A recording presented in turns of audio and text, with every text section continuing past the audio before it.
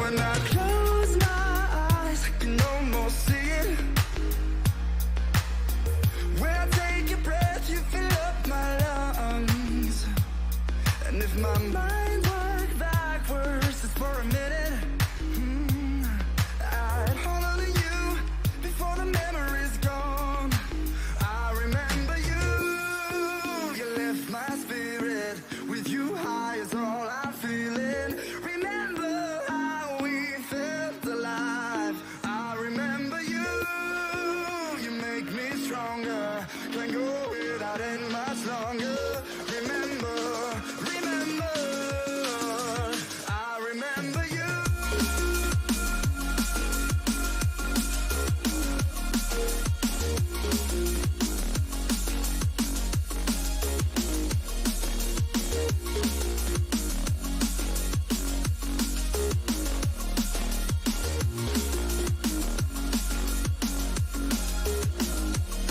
When I close my eyes, I can almost see it. When I take a breath, you fill up my lungs. And if my mind works backwards just for a minute, I'd hold on to you before the memory's gone.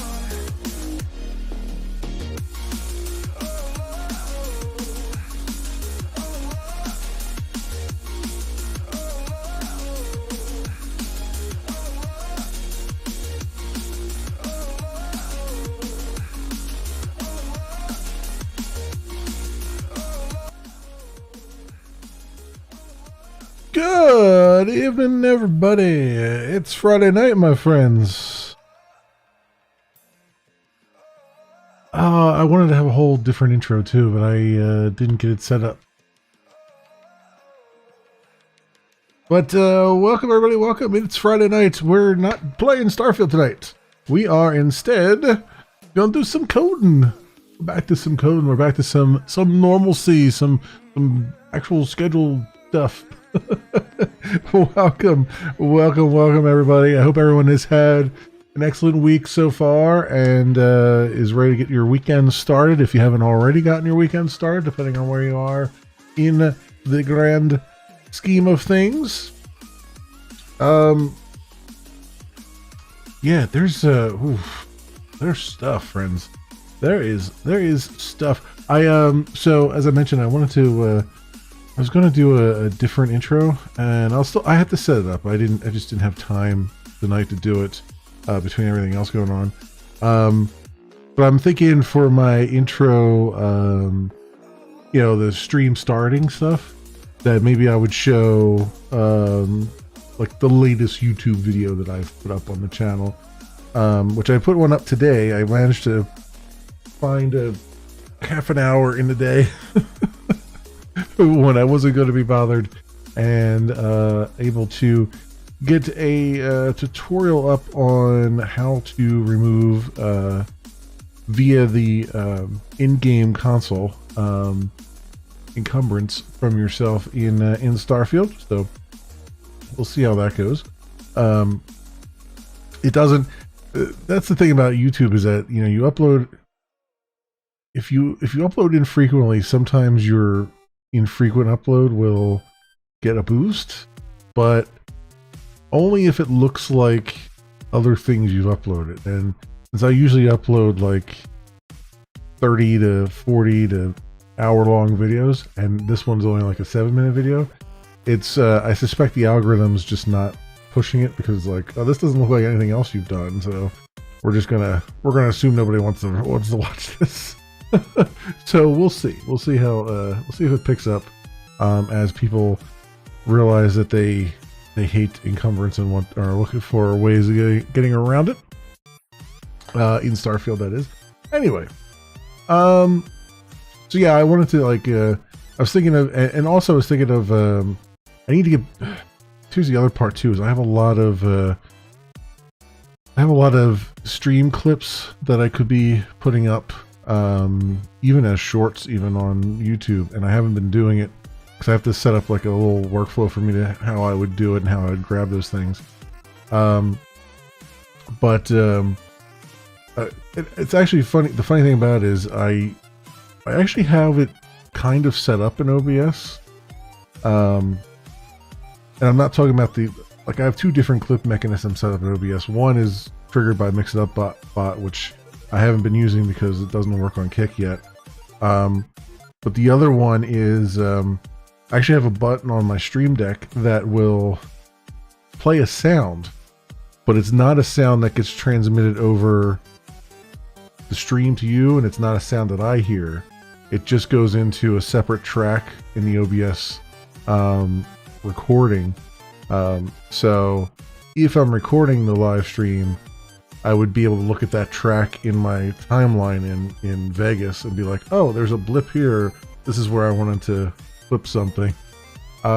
Unfortunately, I haven't been saving locally my my streams, mostly because I've been kind of like tossing them away. So I'm having to find alternative ways of doing a similar thing. Since with Twitch it was a little bit easier, where I had a button where you could tell Twitch, put a marker here, and then when you look back at your VOD, you would see all the markers that you set. Unfortunately, none of the other streaming services have anything approaching that, as far as I know. But that's a one of those nice quality of life things that I wish we had more of going on. But what else is going on? Boy, it's been so much in the way of games and stuff. We are swimming in the bathwater of gaming goodness. I would say right now. I mean, there's so many good things out there to play. There's so many, in fact, that there's a lot of things that are just kind of falling through the cracks. I just read today that what was it? Avenum?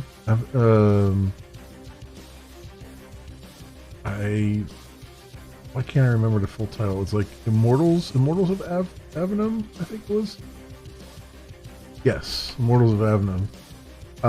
This is a game that is actually, I mean, it's middle of the road. It doesn't do anything too crazy, but it's not terrible either. But it wasn't marketed well, and it came out in the midst of, between Baldur's Gate 3 and Starfield. So it's like it was practically sent out to die. I just read that they just laid off like half their staff because the game didn't do as well as they would have, as well as they had hoped. And it's like, well, you kind of got screwed by your release window there. And also, EA didn't really market it too well at all, which I'd be questioning it, like who Ascendant Studios did it. I don't think they're part of EA. I think they're independent. And it was published by EA. I would have been really upset by the way EA did absolutely nothing to kind of push the game. But what can you do? When you need their money, you kind of deal with what they give you, I guess. But yeah, that's one. And there's a couple others that have come out that are really falling under the radar. I'm sure there's a lot of indie stuff that's just not getting picked up. I just saw, in fact, yesterday. What was the name of it? Horizon Chase 2 came out like yesterday. I didn't even know that it was coming out. It was just like, here it is on Epic Game Store. Boom. There's Horizon Chase 2, which is a nice, cool little arcadey racing game. I liked the first one. The first one was it's got a mobile aspect to it. It was definitely meant for mobile things, but it still played really well on the controller on the PC. And that came out. Then you've got, excuse me, the release of the Crew Motorfest, which barely gets a blip anywhere. I mean, I'd say that they marketed a little bit more than some of the others, but even that can't sort of break through the filter that is all the AAA stuff going on, I mean, I guess Larion's not really AAA, but I guess they're more like AA at this point. I mean, they've got enough money to be at least AA. I would say even, I mean, they've gotten to the quality level of a AAA game, so maybe we should start calling them a AAA company too. I don't know. I don't know where the official cutoff is there. Where does a game company go from being indie to being AA to being AAA? I don't know. Is it just market valuation? Is it like, thousands versus billions? I don't know. Someone will have to define that at some point, I imagine. But yeah, and so many things. And I saw the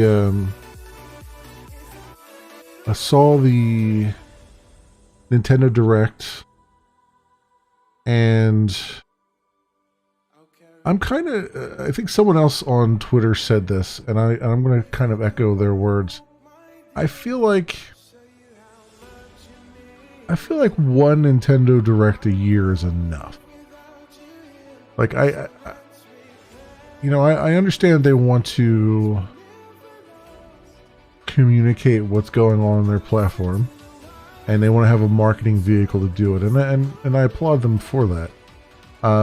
But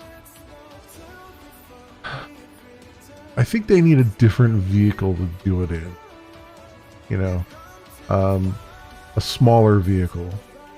Because it was very clear from that Nintendo Direct that they really had nothing particularly new to talk about. Most of the stuff that was there were stuff that we already knew about. And the few things that were announced were games that have already been out on other platforms, or remasters. I think the Paper Mario Thousand Year Door was obviously a remaster from the GameCube game. I'm not poo-pooing that. I mean, that's still good. I'm waiting for November for the remaster of Super Mario RPG. That'll be fantastic. I am kicking myself though. I don't have my Switch available to plug in and do stuff right now, because they did release F-Zero 99, which is like they've been doing this 99 stuff where they turn these old classic games into battle royales. They did it with Mario 99, and they did it with Tetris 99. F-Zero 99 looks like it's so much fun. I haven't played F-Zero in a dog's age. I would love to be jumping on there and doing that. But I just don't have my Switch is just basically in mothballs right now. I'm at the point, in fact, I was halfway to the point. I have I don't have it within arm's reach right now, but I went to the point of buying a little thing that puts it into developer mode, so I can then basically crack it and use an emulator, the Switch emulator, Voodoo or whatever it is. So maybe I'll redouble my efforts on that, so it's a lot easier to deal with. What is going on with my head here? Can I scratch something? Like I don't know what happened there. Definitely not a beauty mark. Not. There's no blood coming off of it, so I guess I'm fine. So yeah, freaking random. This it's funny. What? 42 years old, still getting zits. It never stopped. For most people, it stops after you're a teenager. For me, it never stopped. So yeah, there's a lot of that going on. There's a lot of gaming stuff going on. It's really good. I'm waiting for, and I'm also like in the process of still playing through a game that I love, which is Starfield. So I'm like, how do I balance all this stuff? Because I'm trying to, return to being a variety streamer, obviously. But, it's like, okay, I gotta reduce the number of days we're doing Starfield, at least by one, so I can get finished Dragon Quest XI, which I'm about, 3/4 of the way through. I want to finish that, and then I want to finish Oceanhorn 2, which I'm probably about halfway or 3/4 of the way through. Actually, probably halfway through. And so it's just like all these things. I want to get those off the list, and then have enough left over that I can, bring in some of this new stuff that's coming down the pike. So, see if I turn the light on, does that's problem. Yeah, it's less problem. Okay. I mean, it's still there, obviously, but not quite as. It looks like a giant bullseye. I have no idea what happened there. Hey, Techno Freak, welcome. I saw you were live playing some more Starfield. Hope everything's going well with you. I know you're stuck in that awful universe. You're trying to get out of it. Hopefully you can manage that.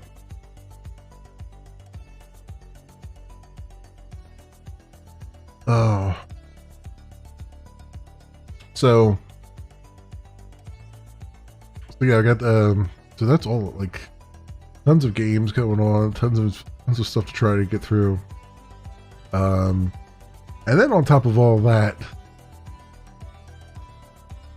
just out of the blue, Unity is like, yeah, we're gonna push through a policy that basically tells all of our clients to get lost.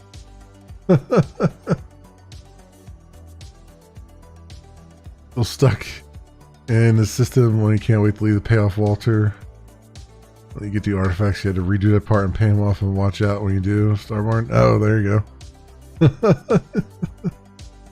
Yeah, I saw that you were. I saw that you were getting frustrated with it. You'll do it. You'll make it. I believe in you.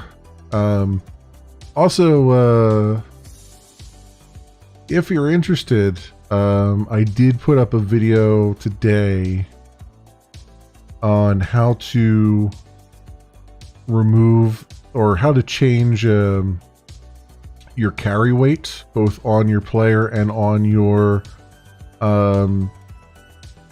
ship, via the in-game console.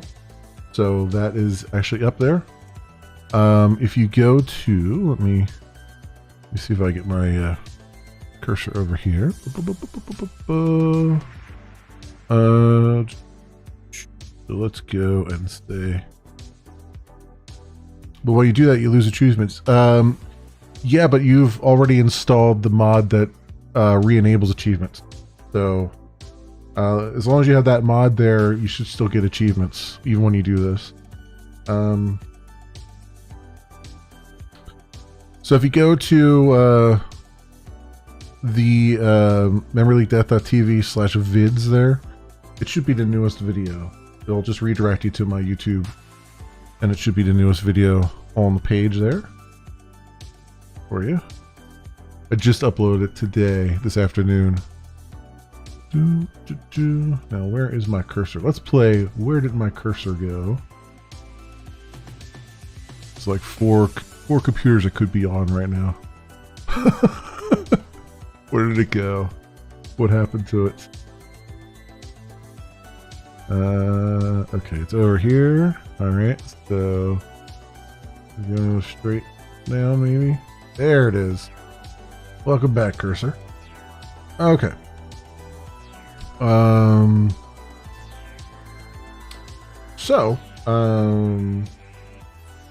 that said, yeah, there's a lot of game stuff. So, Unity. The Unity engine. The Unity corporation that maintains the Unity engine decided to, in no uncertain terms, underestimate the intelligence of their clients, of their customers. And I feel like there should be two major rules of business. One, don't underestimate the intelligence of your customers, and two, don't underestimate the ability of your customers to move to competing products. Because Unity just broke both of those. They just broke both of those things by saying, yeah, we're going to charge, going forward, from 2024 onward, not seeing the vid? Really? Be there.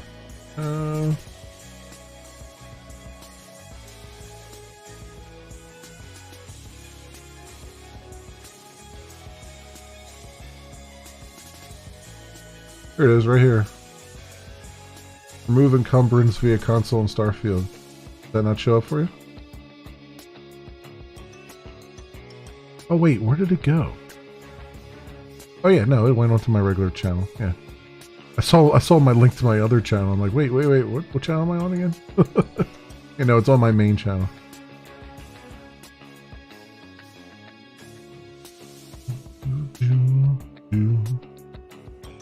In fact, you know what? Let me copy the link address. There you go. Let me just do this. Okay, where'd my cursor go? There it is. There's the direct link. Boom, boom. Okay, cursor. Work with me, cursor. Where are you? There you are. There you are. Okay.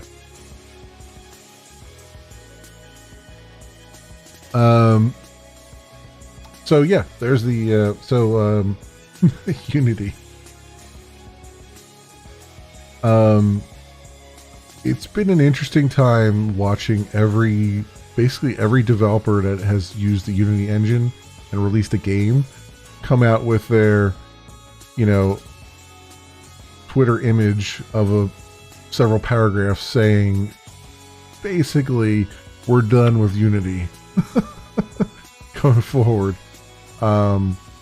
Because if you're not aware, the Unity engine developers have put in a clause that says that they're going to start charging per install. So after 200,000 installs of your program, they're going to charge 20 cents per install. Right away. Now, again, this is where I say don't underestimate the intelligence of your customers. You're dealing with customers who are developers, right?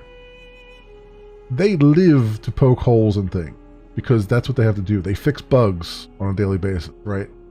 They know that there's holes in things and they know what questions to ask, right? So immediately developers are like, yeah, no problem, Techno. So immediately developers are like, you know, how are you counting installs? What happens if a user reinstalls something? What about bundles? You know, like Humble Bundle and stuff. What about Charity Bundle? What about Game Pass? You know, this is what they do for a living. They're going to ask these questions, and Unity literally had the only answer Unity has given to them is trust us, bro. What about piracy? Piracy is another one. Someone downloads it, starts installing it, right? You could have somebody, as another person pointed out, you could have a malicious pirate just be like, all right, well, we're going to cost you money, so we're just going to spin up a couple, Docker images and just keep installing your product over and over and over and over and over again to get the install number up and charge you 20 cents every install, right? All these things are possible, the fraudulent install, as they were calling it. So, and Unity basically said, we'll figure it out. Which is not a good answer. It's not even a passable answer. It's a stop looking at our new business model answer. It's we expect our numbers to be wrong because then we make more money that way. Right? They literally have no incentive to have accurate numbers. They're incentivized to be wildly inaccurate. Because it makes them more money. They can charge more money for it. So yeah, that's pretty terrible. And you wonder what the hell people are thinking. There's also this thing going around that, and then, the other part of that is it's not just for games that are releasing in 2024 or above. It's also, technically speaking, retroactive to everything that has been installed previously. So if the game was released in, 2017, say, and it's got a version of Unity that falls under the we change our license however often we want to license agreement, then it would fall under those same clauses. Now, there are older versions of Unity that had a different license that was perpetual, that said, this is our license. We won't, we can't update it here. I'm paraphrasing. Obviously not a lawyer. So as long as those games don't upgrade their engine, the Unity engine in them, they'll still be relatively safe. But yeah, it's craziness. And of course, yes, it kicks in after 200,000 installs, and that's what Unity keeps pushing. Is like, it's 200,000 installs. Most of our customers don't hit that. It's like, yeah, but that's still you say that, but it's not really the case. And especially when it comes to the mobile side of things. There's a lot of mobile games that use, a lot of free-to-play mobile games that use Unity that now, I think there was one example, I forget what game it was, but the developer said, yeah, we made on our free-to-play mobile game, which already has a tight margin to begin with, they made, I think $1 million last year in microtransactions. Based on how many people have it installed on their mobile devices, they had this policy been in place for last year, they would have owed the Unity Foundation $1.7 million. So basically, they would have made zero money and would have been in the hole for $700,000, which is just insanity, just absolute insanity. So obviously, it's something that was they never even thought it through, never bothered to think it through. Thought that they, for some reason, that their customers were not smart enough to see this to see the problems that this was going to cause. And to top it all off, I get the impression that the Unity board members, who obviously dreamt this thing up, thought that Unity had a market lockdown, like Unity was the only thing, was the biggest and best thing around, when in fact they have heavy competition from Unreal Engine and Godot, and even, you know, we can get into even smaller ones. We can get into like your game makers, your game maker studios, your GD scripts, any number of other engines out there. Torque, even, I don't even know if it's, I think the Torque engine's still around. It might be called something else now. You know, you have all these other alternatives to it, and that's what we've been seeing a whole lot of. Like, Unreal came out and was like, hey guys, got some tutorials here on how to move from Unity to Unreal Engine. and then you've got the maintainers of Godot saying like, hey, how do we update our documentation to make it easier for people moving over from Unity to move over to us and have an easy time of it, have an easy go of it. So it's like they woke up one day and said, what if we gave our competitors everything they ever could have wanted? What if we gave our competitors an early Christmas? That's essentially what Unity did. Hey, Cherry G, what's up? That's essentially what they did. And it's just, the fallout of it has been rather remarkable, watching it on social media. And Unity has been relatively quiet. They released a Q&A, which doesn't really answer much, and they haven't said a word since. And it's the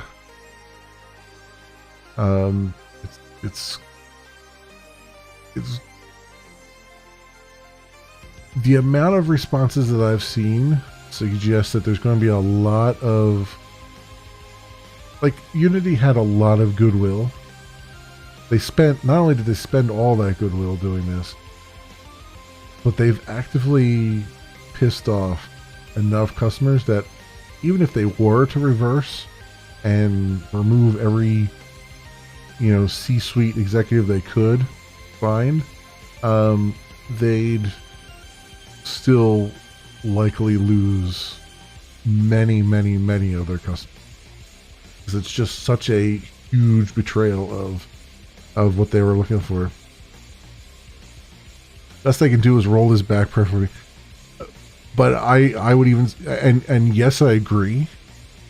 I agree entirely, but I still think that they've demonstrated such poor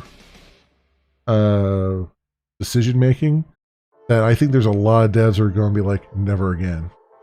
In fact, I saw the what was it, Bearded Giant, who did Bearded Giant Games. I think they did a Totally Accurate Battle Simulator, I believe, are the devs of that. They came out and said, we will never use a third party. We will never use a third party engine again. We're going to go back to our own internal engine that we had for other things, and we're going to update that, and we're going to stick with that. like that's this. I mean, that's a client they're never going to have again. Like, and I think there's a lot of them. I mean, there's quite a few devs that have said that, you know, they're going to ride this out, and, you know, if Unity makes a huge course correction and ejects their C-suite, that they'll stick with them. But I think they're more, I can't believe that they'll stick with them beyond whatever their current project is. You know what I mean? Like, I think they'll release whatever game that they're in the process of making. Like Dot Age, I think, is one of them, and a few others. But then going forward, I can't imagine they're not going to just say, okay, we're we're not doing this anymore. We're going to go learn something else. We're going to go move to a different tool altogether. So I said on Twitter too, like, I've been in technology for a long time, and I've seen some really boneheaded things, but holy crap, does this take the cake? Like, it boggles my mind how, like, there's out of touch with your clients, and then there's Unity. Like, this goes beyond just out of touch. This is like multiverse level of out of touch. It's like, how do you look at that and think, yeah, our customers are stupid enough to not see problems with this, you know, or they're, you know, they'll just accept our line that 90% of them aren't going to run into problems, you know, and we'll just hand wave away all the side things like, you know, piracy and Game Pass and, you know. And then they said something like, oh, well, we're only going to charge the distributor, right? And then, of course, it's like, well, so you're going to go after Valve? You're going to go after Microsoft for this money? You're going to go after Sony for this money? That's hilarious. Good luck with that.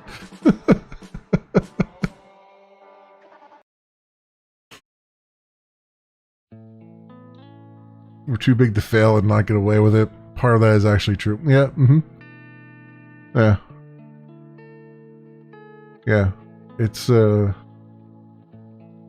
I don't know. It boggles me. It really does. It really does. I mean, I've seen, like, I can't name any names because the company still exists in some appreciable form. But I worked for a company that announced publicly a product, and those of us on the, you know, dev team were watching the announcement, and it was the first time we'd ever heard of the product. And they were announcing it for, you know, 2 months in the future or something like that. And we're like, what the hell is this? Right? Like, I've seen some stuff, and this Unity thing just, it boggles me. It completely boggles me. I don't know. I don't know how that became a thing. Also, Walterson, thank you for the follow there. My alerts still didn't go off, did they? I didn't hear anything. I don't know. I don't understand. I've got Pixel Chat for the alerts, and I've literally got the window open, and I still don't hear the audio alerts. I don't know if the visual alert went off, but I still don't hear the audio alerts. It's really, really annoying. And actually, interestingly enough, even Botrix didn't pick up on your follow either, because it's supposed to send a thing out, but whatever. Techno got you here. Well, that's great. Thank you, Techno, for that as well. I appreciate it. Yeah. Oh man, it's craziness. Just absolute insanity. As far as that goes. But it's not the same industry anymore, gaming and software tech. Yeah, it's certainly looking that way. I mean, I think gaming has become a victim of its own success, right? Like, it used to be, I mean, and to an extent, software is the same way, but software always kind of suffered from fools. You know what I mean? Software, even from the earliest days, in the earliest of days, software was run by the geeks, but that lasted very, very shortly, and then was very quickly snatched up by the suits, right? Who had little to no experience, and that trend continued. And I think gaming managed to buck some of that for quite a while, until I'd say maybe the last 10 years or so. And now it's just like they've become a victim of their own success. A lot of, the video game industry does billions of dollars in revenue, right? Like, video game industry revenue 2022, $183 billion. $183 billion, and that was 5% down, probably because of there wasn't that much released last year. This year, I can't imagine it'd be down. But yeah, I think it's become a victim of its own success, where now you're starting to get the people in high places who have no idea what drives gamers, what gamers want, what makes games thrive, and now they're just speculating on pure profit motive, basically. I mean, it used to be isolated to just the triple A's, but now it's starting to get into like the tool makers. I mean, you've got engine makers, you've got Havoc for physics and stuff, you've got NVIDIA and AMD for their drivers and stuff, and they haven't done, to their credit, they haven't done anything quite this blind yet, but I mean, how long do we have until the madness that has infected Unity starts to filter out into some of the other pathways? It's I can't imagine. Like, I can't imagine a world where a game,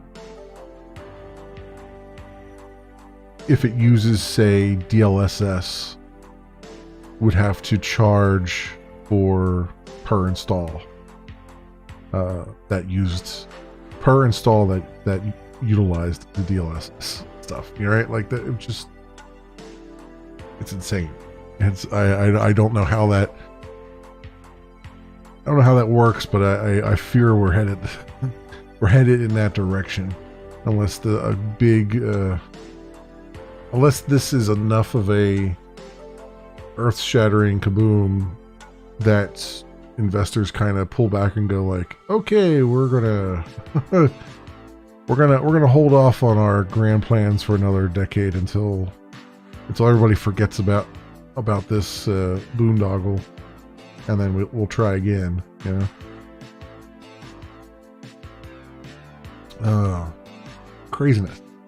Craziness, I say, friends, craziness. Anyway, I have some coding to do. Though I enjoy chatting about all the stuff, gaming and software and all that stuff. So, feel free to ask any questions or pick my brain about certain things. However, last week, when we last left off, I was getting the forms together for the adding a developer, allowing third-party apps to register themselves into the streaming service app to be able to use the API. So, we're living in an increasingly totalitarian type of society on a lot of levels. Yes. And I think, well, yeah.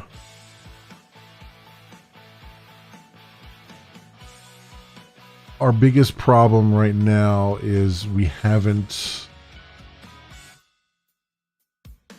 hit that point where the blind profiteering has caused the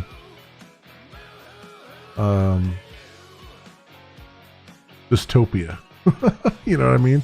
We're like on the edge of dystopia, but we're not quite there yet. We've managed to somehow squeak out on top. But once it gets to dystopic levels, then we might have some problems.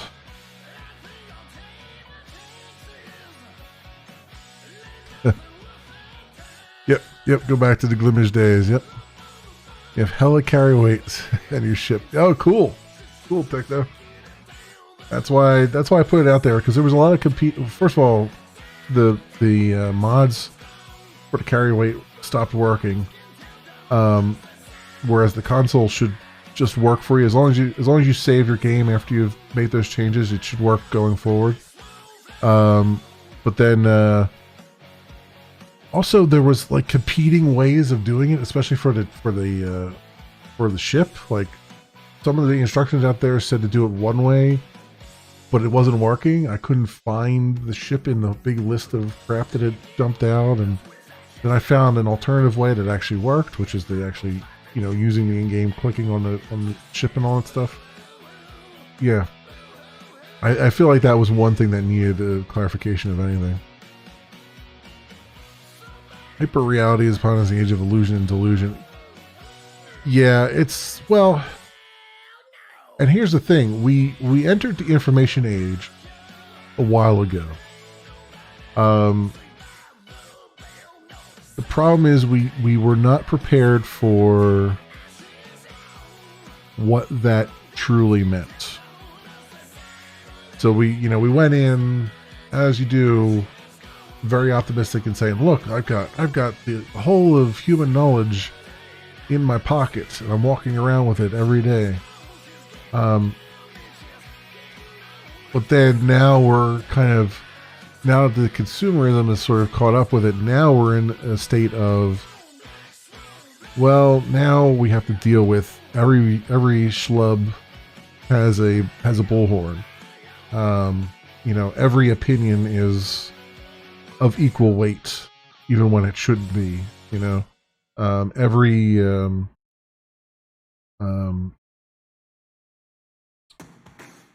Every perceived slight is a pitchfork moment. It's that's where we're at. I'm not saying there aren't things that are egregious and require pitchforks, but there's lines that need to be drawn in the sand at some point about what should be fought for and what is just a misunderstanding or worse. It's I think there's a lot of clash of personalities going on. The whole cult of personality kind of thing too going on, and all of that is being amplified by the tools that we developed. I've helped develop to initially with positive thoughts. We thought, hey, web 1.0, we thought, hey, we're gonna we're connecting people with facts, and they've got unprecedented access to fact. And then Web 2.0 came along and said, what if we didn't care so much for fact? And now we're seeing the implications of that. You know, what if we redefined what fact means? So, yeah, it is where we are, unfortunately. I still think one of the most important things, and this has been true for a while, I think one of the most important things every student needs to learn as they're growing up, as they're in school, is how to find primary sources, how to find the fact, how to separate the fact from the fiction, how to find those primary sources, how to navigate these perilous waters we've created. I think there's far too many people who graduate from school and their Google skills are quite lacking. their ability to find information requires a mentorship. And I saw this even like when I was mentoring young programmers and stuff. They come out of college and you'd think they didn't know how to use Google, right? Because they just come to you every 5 seconds like, I don't know how to do this, I don't know how to do that, I don't know how to do this. It's like, okay, let's sit down and let's Google it. And then after you do that a couple times, it starts to click like, oh, I can go find this information myself, right? And then finally, you know, they start to, you know, the amount of times they come to you significantly reduces, and then when they do come to you, they've already got options. Like, oh, I looked at this and I looked at this, and I don't know which one of these is better. And like, okay, now we can have a very productive, you know, brainstorming session, right? And I that same thing, I think, is playing out across the entire web, across all the industries, everywhere. And unfortunately, there's a lot of people who don't have the patience, and I can't fault them for it, who don't have the patience to sit there and educate and mentor and try to guide people towards the answer, you know? The art to discriminate. Yeah, exactly. Exactly. That's the hard part. That's the really hard part. But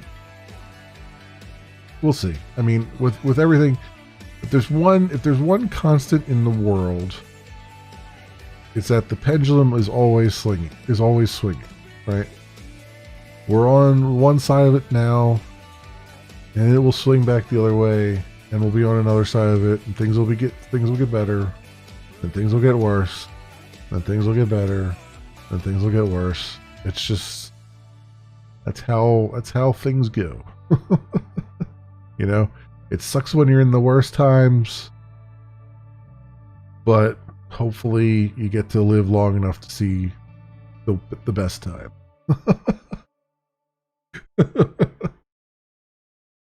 Who knows? The cyclical view of history. Exactly. I mean, it's the same in programming.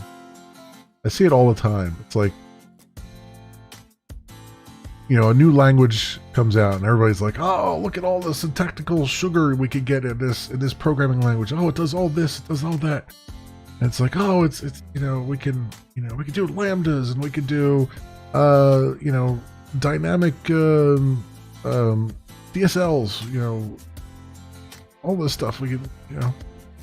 And then 5 years later, everyone's like, oh, that language sucks. You can't do this and that. It falls apart when it tries to scale. It doesn't do this very well. It has no tools support and all that stuff. No, this other language over here, oh no, that one's the better one. And this other language goes back to some of the roots and some of the basics. It goes back to some object orientation and stuff, and gets away from all of that functional programming that plagued this other one, and like everything old is new again. It constantly keeps happening. We keep rediscovering the problems of we keep rediscovering the solutions of yesteryear. And it's funny to watch it, because you know, when you get enough years in the industry, you see it happening. You're like, oh, okay, I see what's going on here. Builder pattern bad. Oh, now, you know, builder pattern good. You know, it's like health stuff, right? Eggs are bad for you. Eggs are good for you. Eggs are bad for you. Eggs are good for you. Eggs are bad for you. Eggs are good for you. Every 5 years, it flip flops. You know. Same thing in technology. Yeah. Oh man. Okay.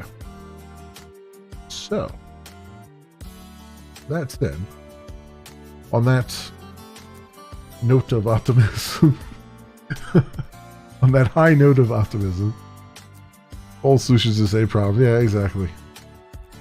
I think that's the most interesting thing about moving from one company to another, as much as I have. Like, a lot of the people that I worked with, like, I started out in insurance industry, and a lot of people that I worked with stayed within the insurance industry. They just moved to other companies that were other insurance companies. And I just kind of said, you know what, I'm just going to go wherever I'm needed.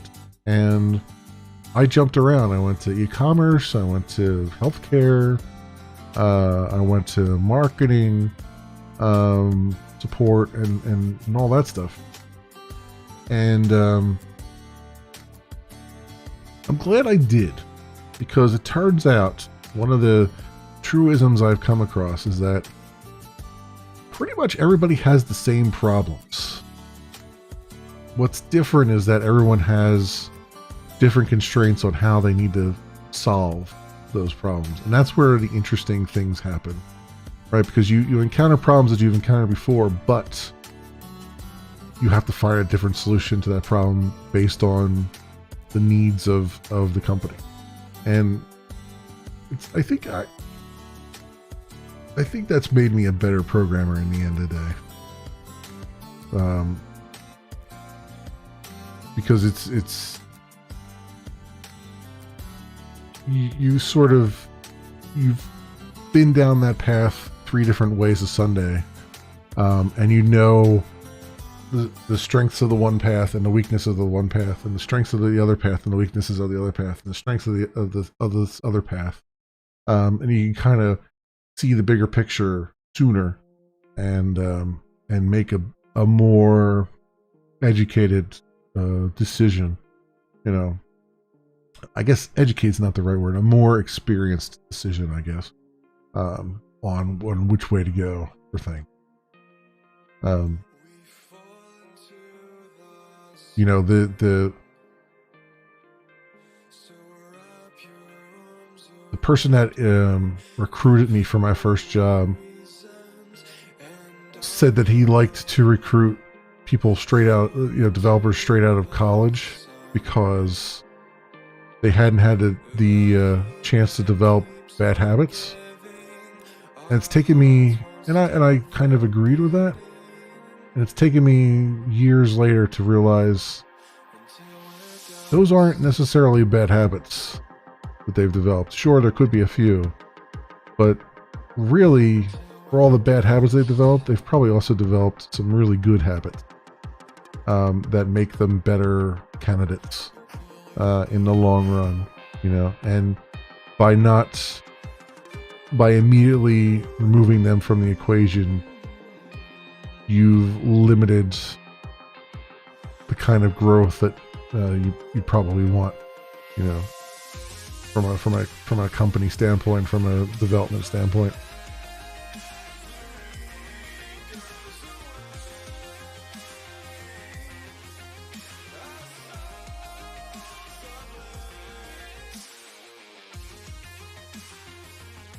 Wisdom?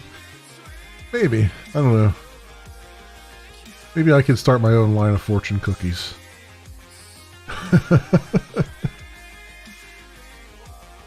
Just need to come up with a random number algorithm for your lottery, lucky lotto numbers.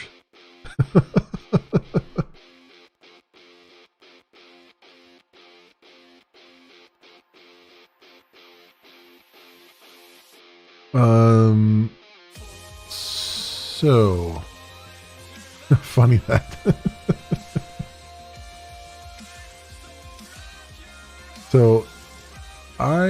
So what fields? So we're trying to populate the client owner registry, not the client owner registry.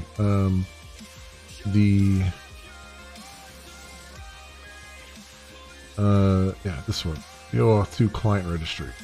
We're trying to populate this table. Most of this stuff is not. Well, I wouldn't say most. Some of this stuff is not in the hands of the developer to put in, but a lot of it is. So, like, I will issue a client ID to them, and that'll just be a UUID, I think. And I'll issue a client secret as well. Client name is going to be the name of their app. Authentication methods will be a drop down that they select what authentication method they want to use. The grant types I don't think they'll have access to because I think I only let you use one. The redirect URIs they'll have to enter, and the post logout redirect URI they'll have to enter. The scopes, they'll have a selection of what scopes their app needs. And then I think client settings and token settings are...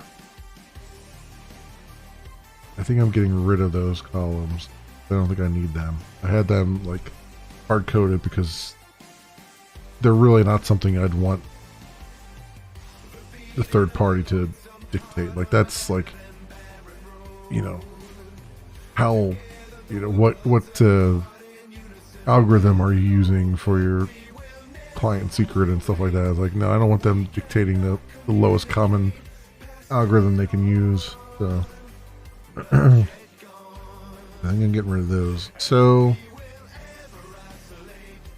probably the first one to start with would be client name.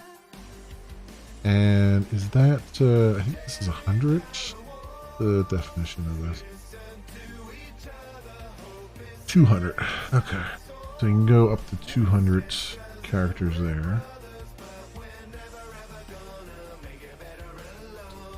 And then I'll make sure once Miracle of Sound regales us here, I'll switch us over to a different Pretzel Rocks channel. They don't get too many repeats here, hopefully. So this is application name. Application name. Application name. So I have application name here already. Right. So,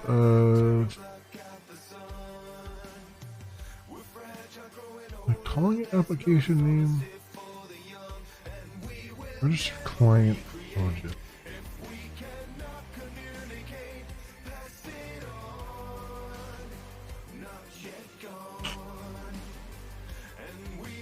Oh, client name here. Yeah, I want to make sure I keep these consistent. So, it'll be client name.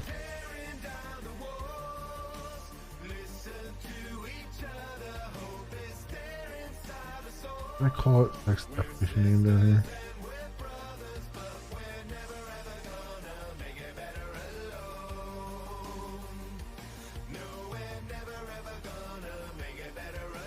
That's fine.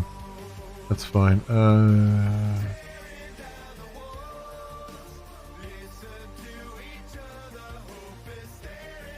Name.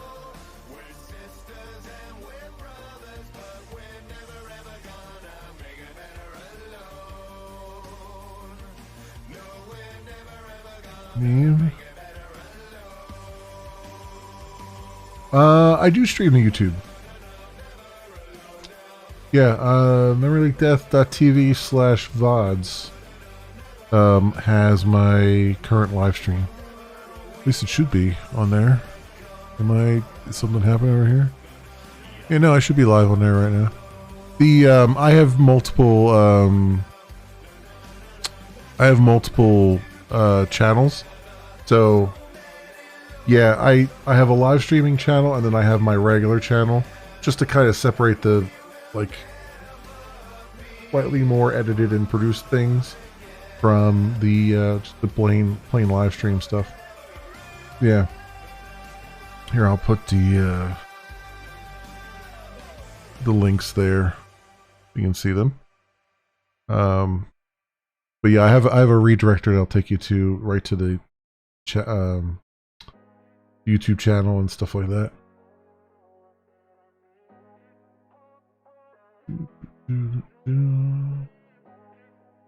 What happened to my cursor?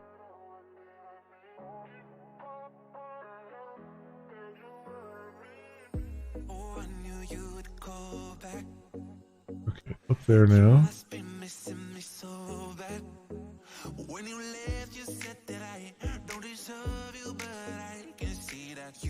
Come on, what's going on here?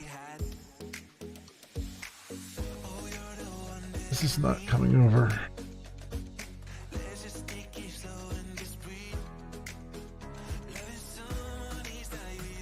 There we go.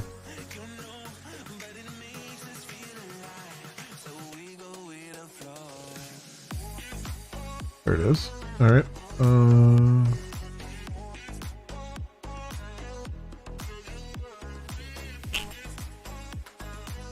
Client name. Sorry, my sizes are suddenly all clogged up here. Apologies for the sniffles. Client name error.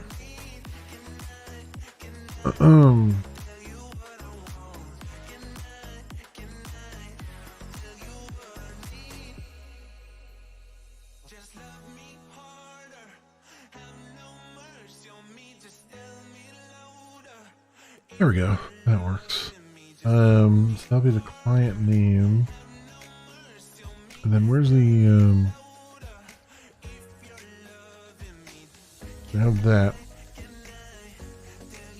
My live Unity rant deserves its own video upload. I've thought about that. I've thought about breaking up some of my, particularly the programming streams, into like smaller clips. Because this is kind of like, this is kind of my just chatting, even though I'm working too, so it's not really just chatting. But this is really the only time that I kind of do a just chatting thing. Most of the time when I'm playing games, I'll try to focus on the game as much as I can, or at least keep trying to play the game. Because the funny thing about that is, the only reason I do that is because I did a lot of just YouTube Let's Plays, you know, pre-recorded Let's Plays, and I used to play a lot of Minecraft, and during Minecraft, you know, you're doing stuff, but you're trying to like make it interesting, so you're trying to have like conversations while you're doing stuff. And boy, did I get so many comments being like, you need to shut up and just play the game. So that's I've kind of pulled that over into the live streaming space where I'm like, all right, like if I'm playing a game, I'll try my best to try to keep focused at least somewhat on the game, at least keep the game moving forward. But when I'm doing like coding like this, like I have no deadlines. I have no, you know, this is a hobby programming stream where I'm just doing this for fun. So I get to be a little more laid back and just kind of chat, you know, and you know, answer questions and weigh in on things. You know, it's just it's a little bit nicer from that regard. It's kind of it's a way for me to have like a let's chat, a just chatting stream without all the pressure of trying to figure out what topics I'm going to talk about.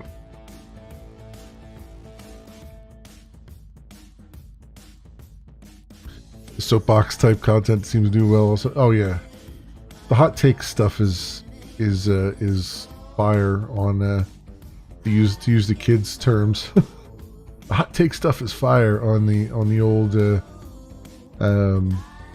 YouTubes, particularly on the TikToks. I have a TikTok account. I have not explored uploading videos to TikTok yet, but I feel like I need to get there at some point, because you can't do, there's a lot of people doing like TikTok live streams too, and I can't do that. I have restream, so I can do the TikTok live streams, but you can't actually stream on there unless you have a certain number of followers and stuff like that. So I might start uploading small clips there too at some point. It all comes down to reformatting it. Like I wanted to, like I said earlier, I want to get a workflow in Vegas where I can just kind of where I can organize it such that you know, you have my webcam and then you have the space, and it's shrunk down to be like a YouTube short size, which I think is about the same size as it would be on TikTok, you know, in vertical and all that stuff, and just get all that to a point where that looks halfway decent, and just get a kind of a way to do that easily in there, and then I can start iterating on that a little bit more and start being a little more proactive in like marking and recording and all that stuff.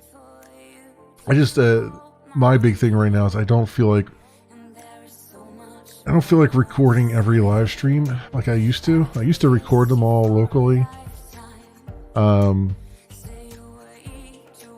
for the express purpose of cutting them up into clips. But I'm kind of at that point where I'm like, I don't want to, like, a lot of times I was just deleting them, you know, just outright without bothering to look at them. So it's like, I need to try to find a good middle ground in there somewhere where I can, you know, have my cake and eat it too, kind of thing. And I do have the OBS set up to do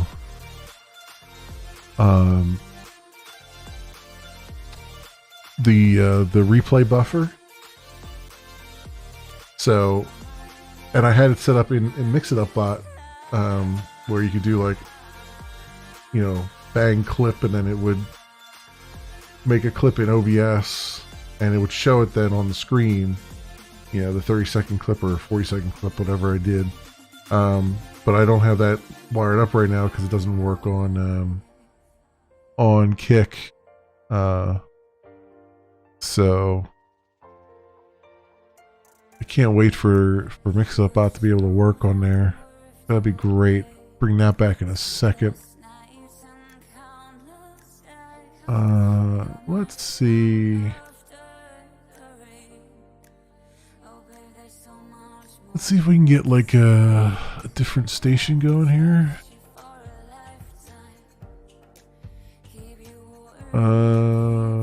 Pretzel Rocks. What do we want to do here?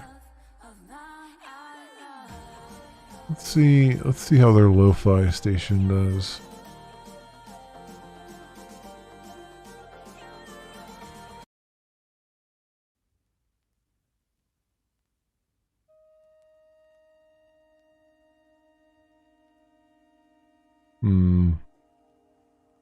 That waveform that's incoming, I'm not sure about it. Okay. Not too bad. All right. We'll roll with that for right now.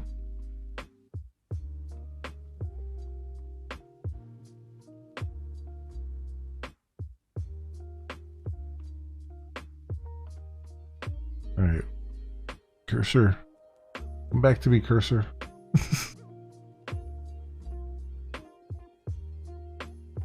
As good as barrier is, it does tend to make your cursor hang up on the edges between computers. And so when you think you've scrolled enough to get onto a computer, you probably haven't. All right, where the hell is it? Here it is. There we go. There we go. I hope they've updated barrier too. It's got some problems that are starting to get really annoying. Do I have that up here somewhere?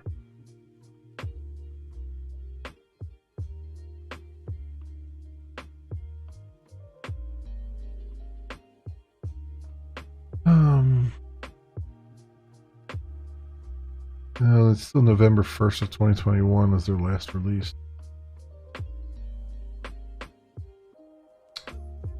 That's a bit annoying. I wish it was a little bit. I wish they were doing it a little bit faster here.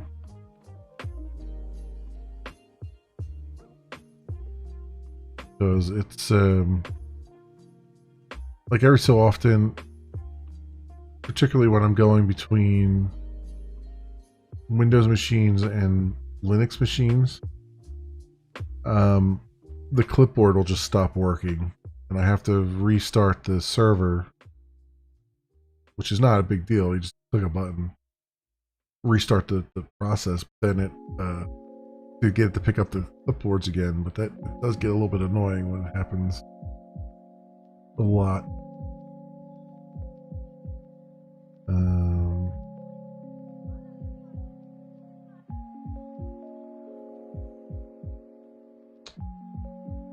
$240. $240, not the. Oh, it's the port on here.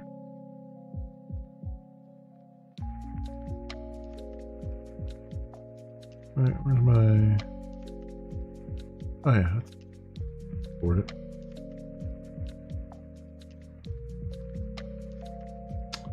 $232 is on 2004, but I think I'm further up than that.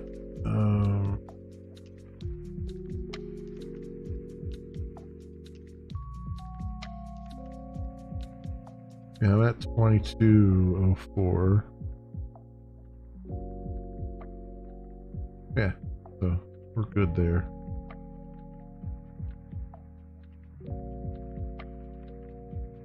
All right. What do we got going on here? So,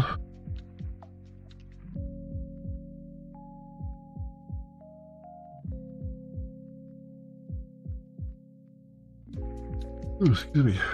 So client name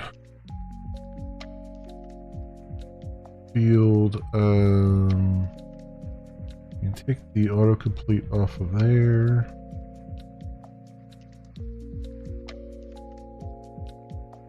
Next length will be 200. It is required. Well, that's good. I have that.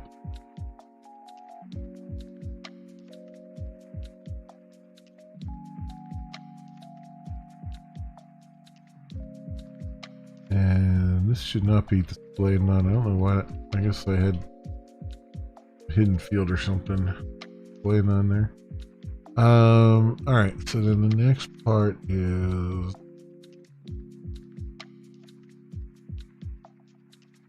the next thing I need to enter. So authentication methods.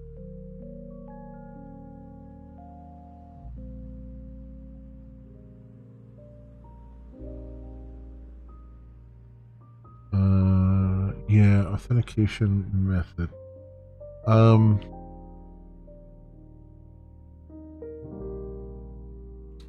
I have particular authentication methods, right? Client authentication methods.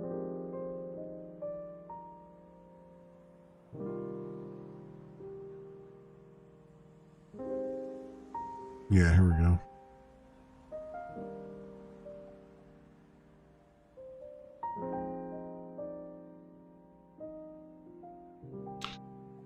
Okay, so let's make this a little bit easier on myself. Where is the...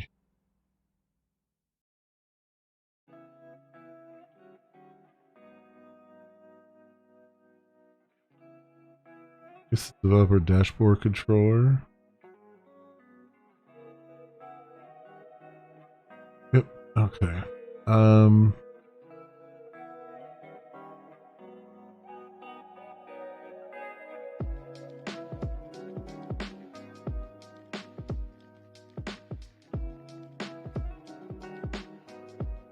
So we'll say private, final.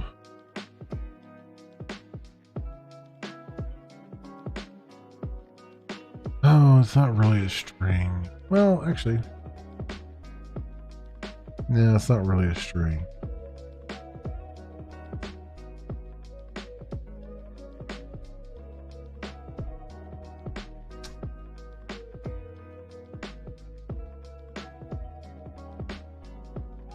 App string.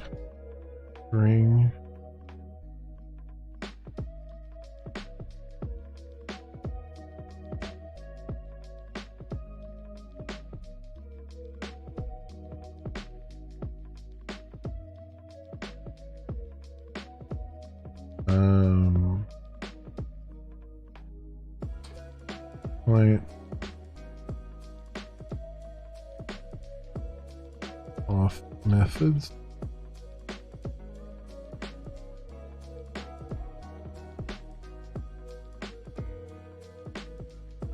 I can do equals map dot of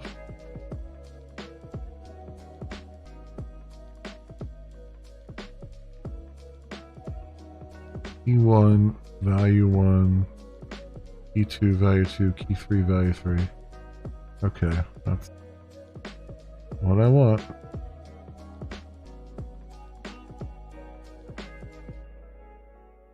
So first part of it is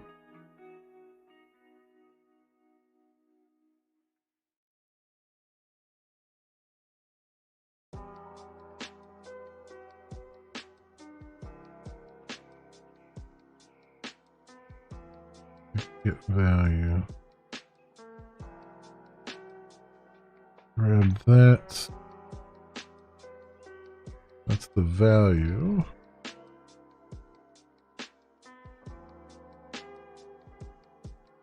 And the key will be a key into the that's just properties, so we'll say text off method basic.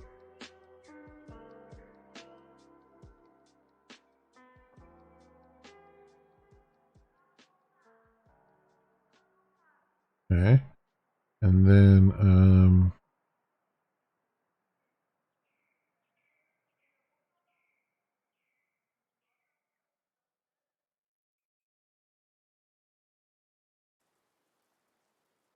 value.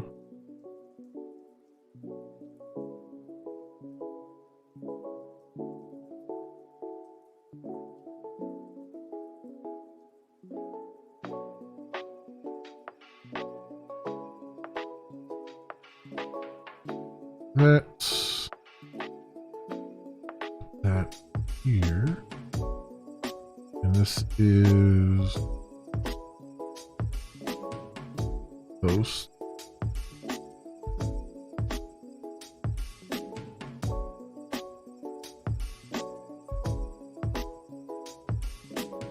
And I think this other one is JSON web token.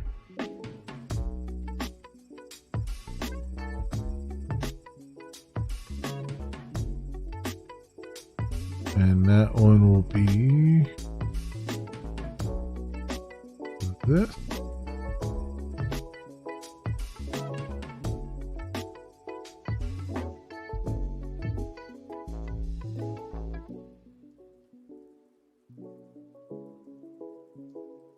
Okay.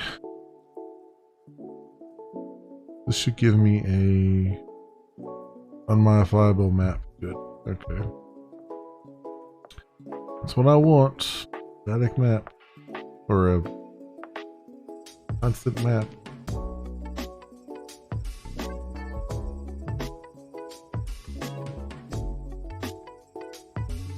That's the off methods. There was another one too, right?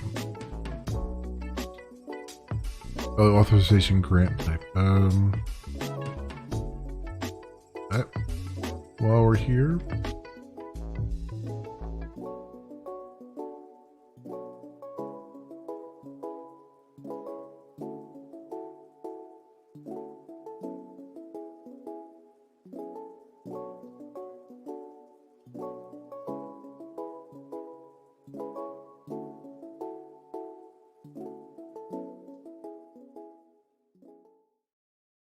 And we'll say text, off, type, and then what's the value here?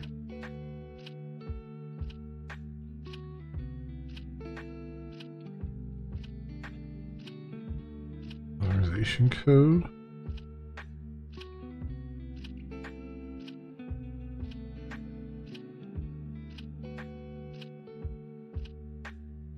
And then refresh token. And that is this one.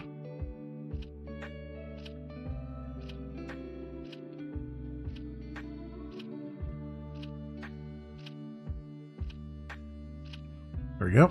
All right, so we got the types enumerated here. Without going too crazy with it. And those are things we'll be able to select on the page. So now, what I want to do is say, first of all, let's do a return. Developer, what did I call this? Applications new.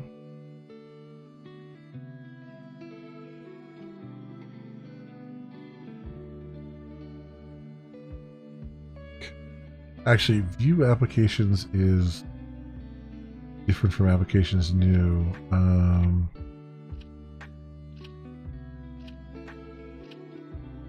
Where did that come from? Can I go, let's save this. And let's view this in Package Explorer here.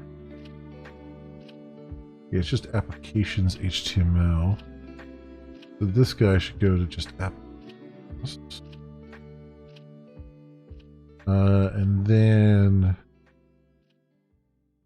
I guess it would be a get mapping. Go to a new page. Would there be a reason for me to do a... Yes. Yeah, I want a post. I want it to be a post because if I did it as a get, that would allow bots to like pepper new applications into there if they wanted to. And by making it a post, it makes it slightly more difficult. Not impossible, but slightly more difficult. So let's do that as a post mapping. So we'll do public string new application. New application. Request model. Say post mapping applications new. Page title, last title, developer dashboard, that layout model,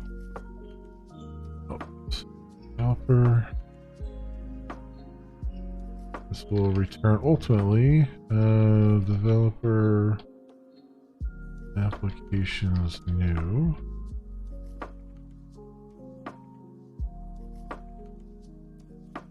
Okay. Got the basic wiring there. So then part of this now will be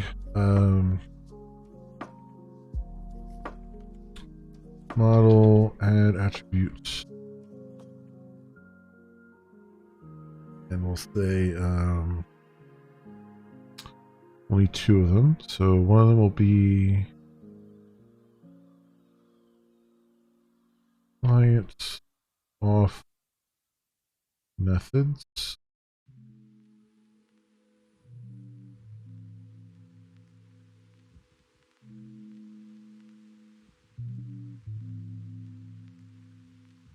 Client off types.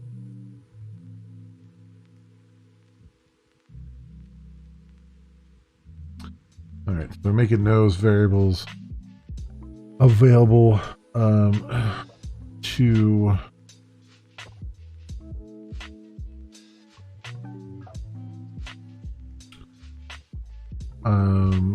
the page, and then also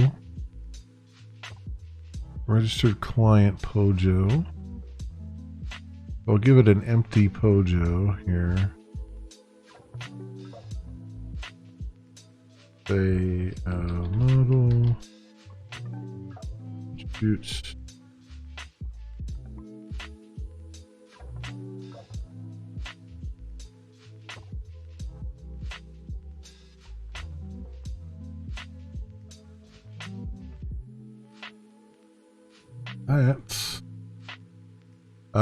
This is, we'll have to figure this one out a little bit because it's going to be,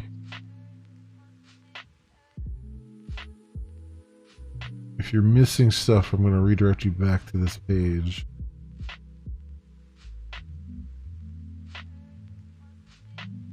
I have to figure out how I did that. I did that already with the registration page, right? Go here. Not that one.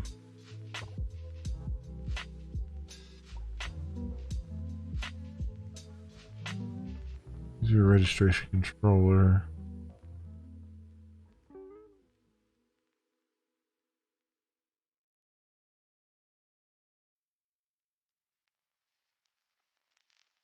Oh, that's how I did it. If the model already contains that attribute, if the model doesn't contain that attribute, then apply it. That's how I did it. Okay. I was wondering how I did that. So I can do that same thing here. If model dot contains attributes,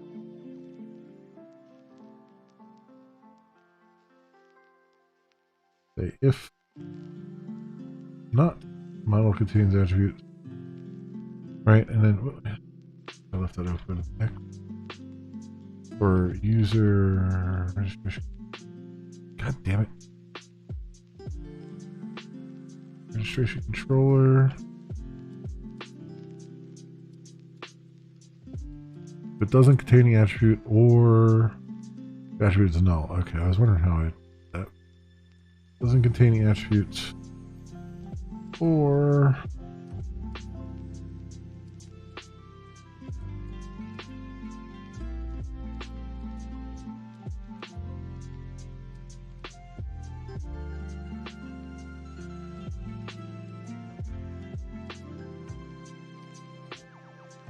client Pojo equals null, then provide a new one. That's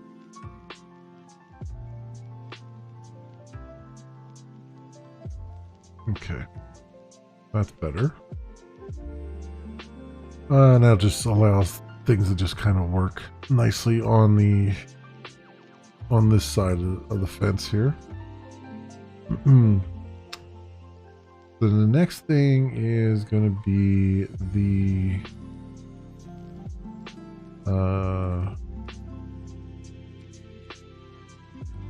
authentication method.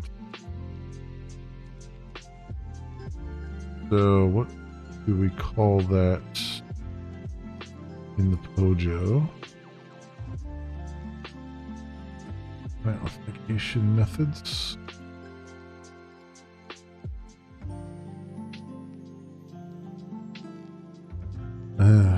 Trick here though is, well, I'm only going to let them select one method.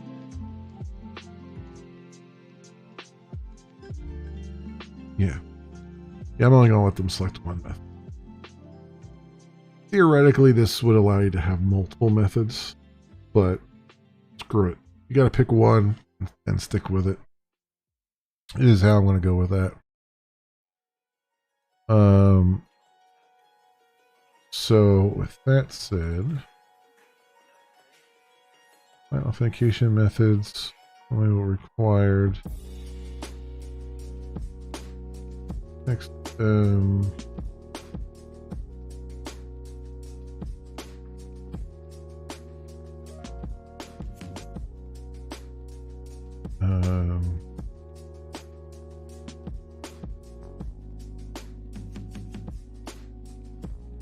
client authentication method.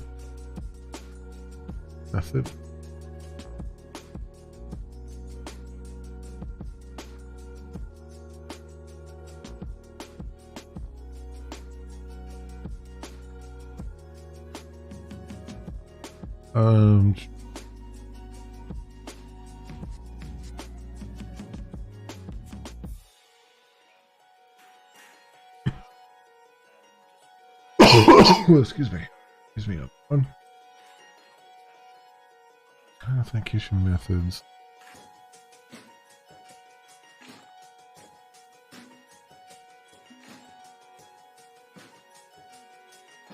Methods error.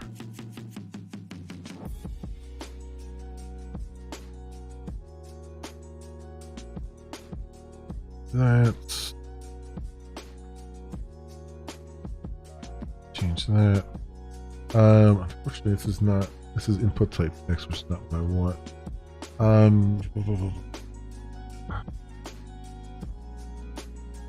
So I need a select here.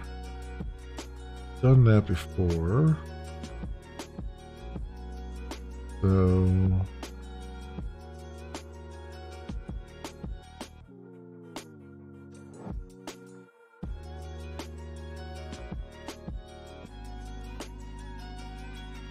how do I do this?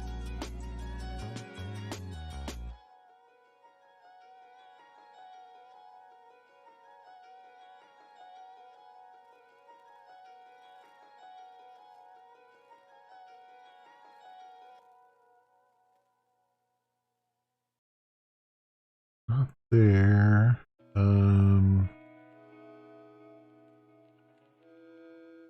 I do a select.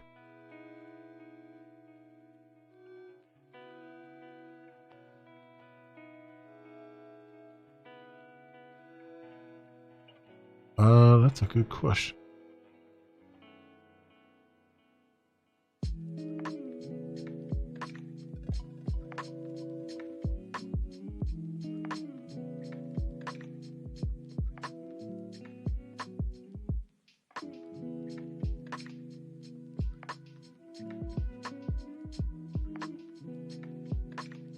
No, that's not it.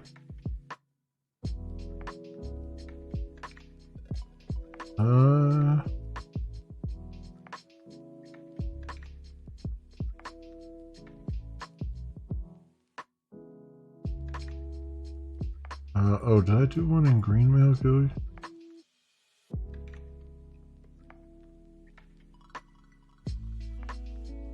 No. I don't think I've done a select box. Yep. Let's figure it out. So let's do lime leaf select. Down.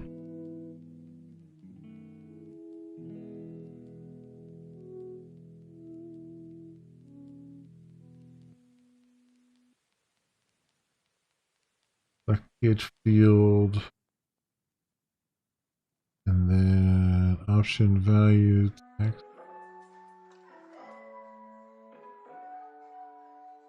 Option th each. Blah blah blah. Okay, that works. So we bind it with the field. So select each field.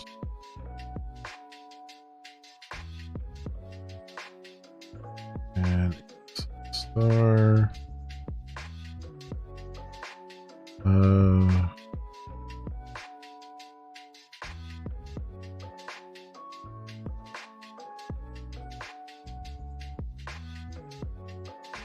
Or this. Authentication methods. Then option.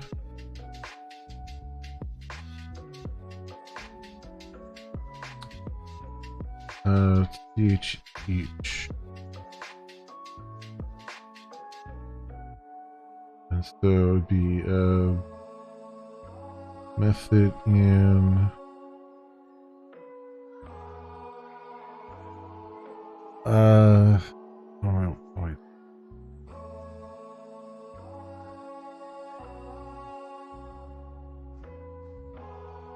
Do a map entry set.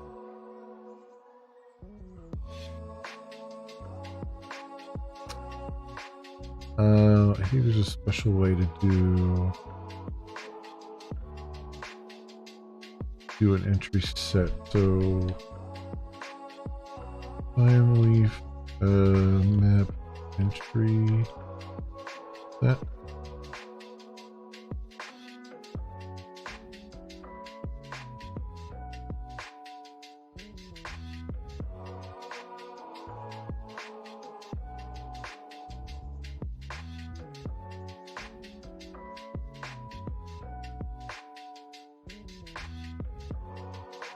Okay, I don't think it's that easy.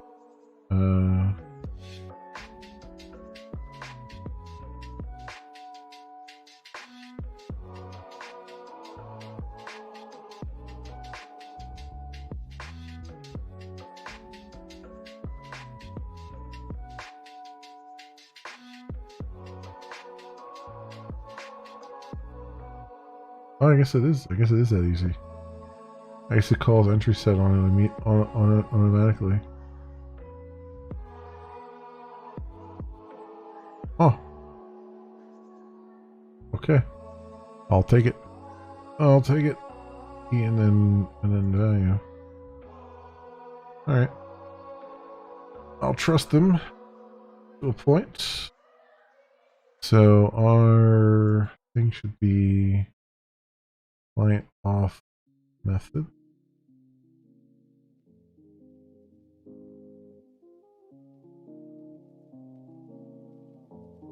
And th value is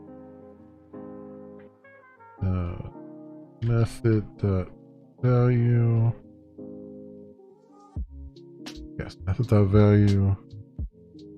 Th text is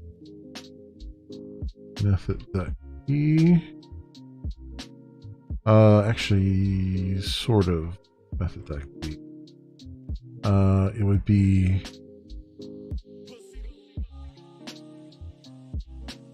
this. I think works. We'll see if that works or not for our purposes.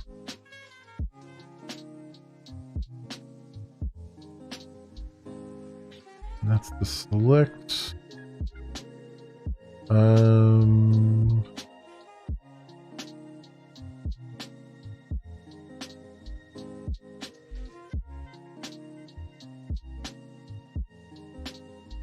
can do this maybe.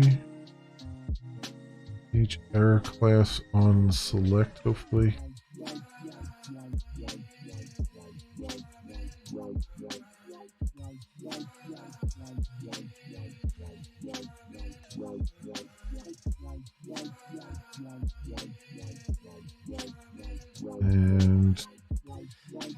not going to bother to make it required because it's going to have a value. Well, I guess I can still make it required.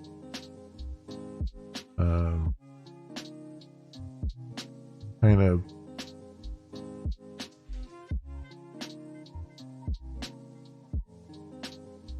Yeah, I'm not going to. It's. You're going to have to select it, something in there, so.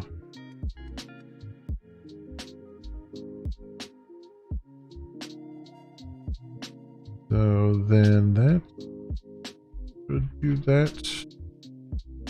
And hopefully this will still work. Authentication methods. Feedback. Alright. Hopefully that'll still work. And then we want to replicate this for the next one, pretty much. Which would be client authentication type. Or authorization grant types, I should say. And then that goes here, here.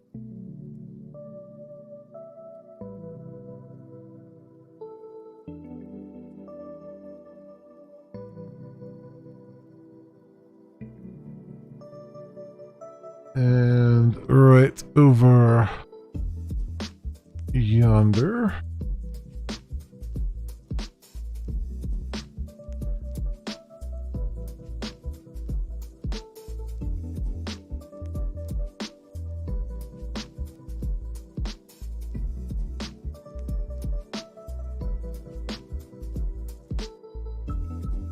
Right.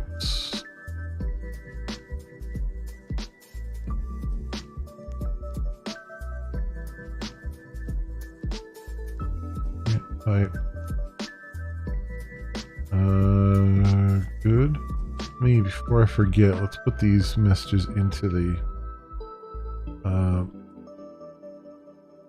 messages properties here.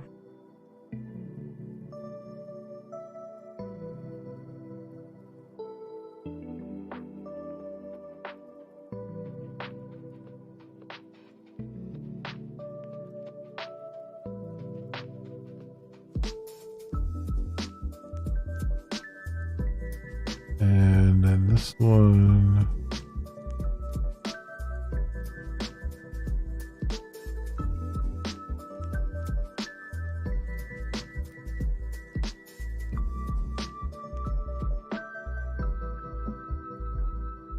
Go.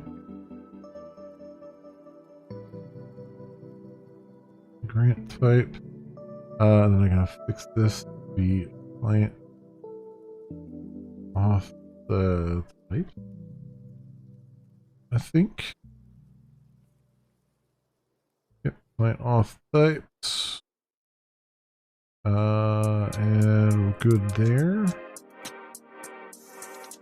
We'll save that. Let's see if this page renders right now. Oh, I need a page beforehand doesn't have anything on it, does it? Applications.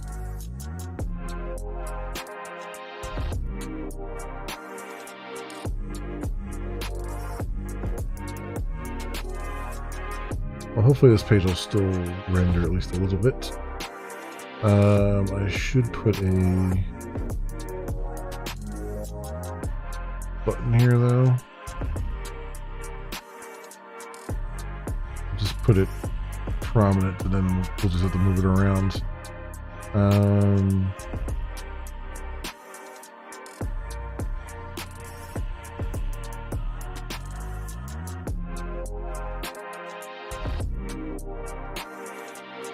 I have to do each form, right? Form, TH action. Use this. Get the thing here so I would remember it.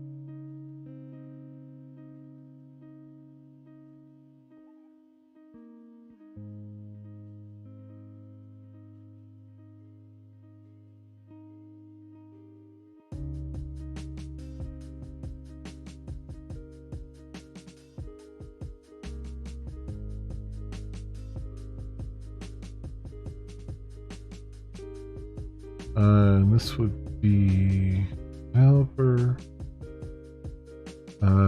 application, or applications new.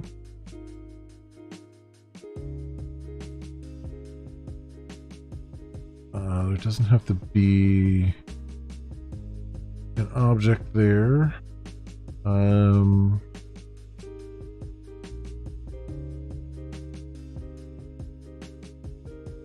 Just need a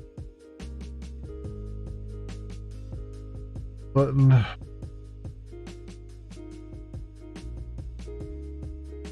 Type is really should be submit, but I'm gonna do, yeah, let's do button type button. I think I'm gonna move the form down and give it an ID here. Let's do this form. ID is new application form. Take that out there. That down here. Button type. Button class. Button primary.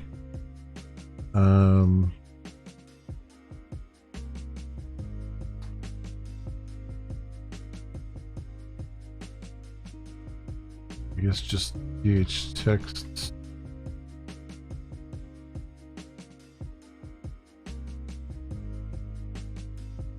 Would be button applications, button developer applications new.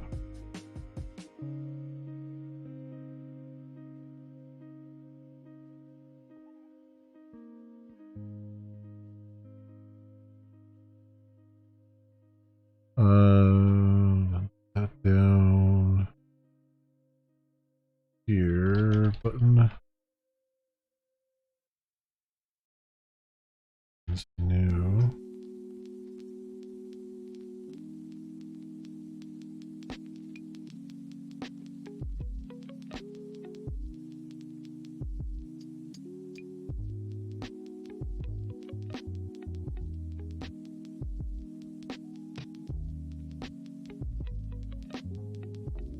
New application.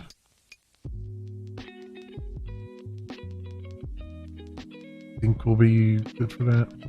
And then this, I'm gonna move down to the bottom. Easier to pick out.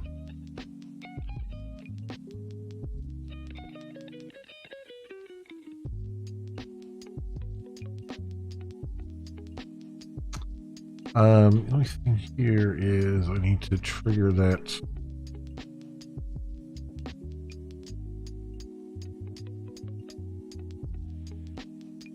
with script. I'll just do a script in line because it's really a simple one.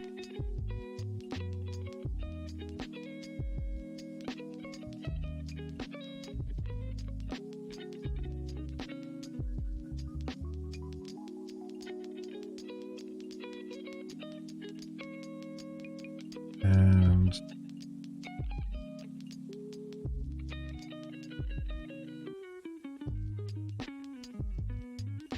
that, say document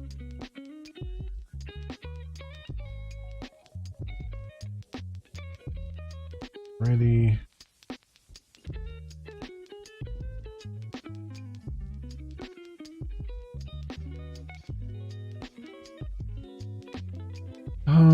What is the button? I didn't put an ID on this, did I? ID equals new application button.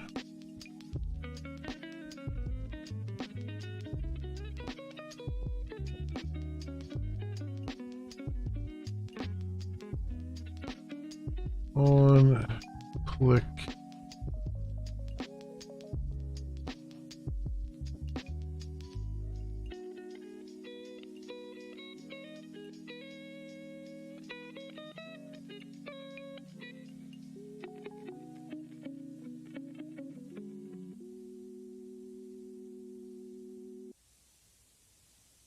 New application.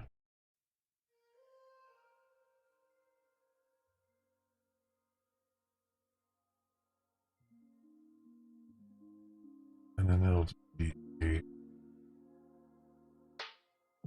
a new application form. Submit.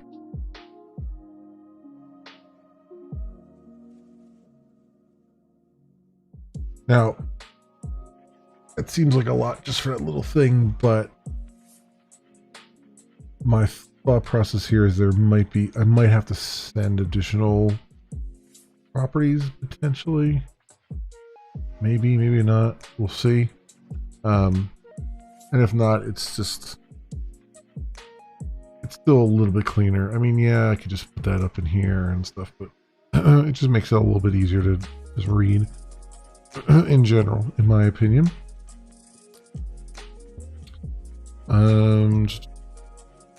So we have that.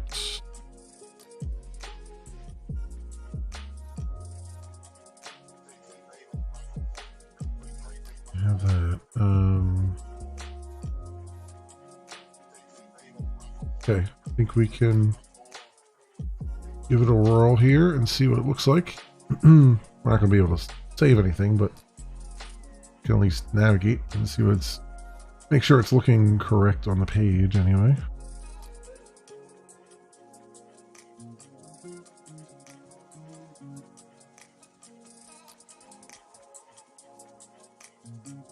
Start.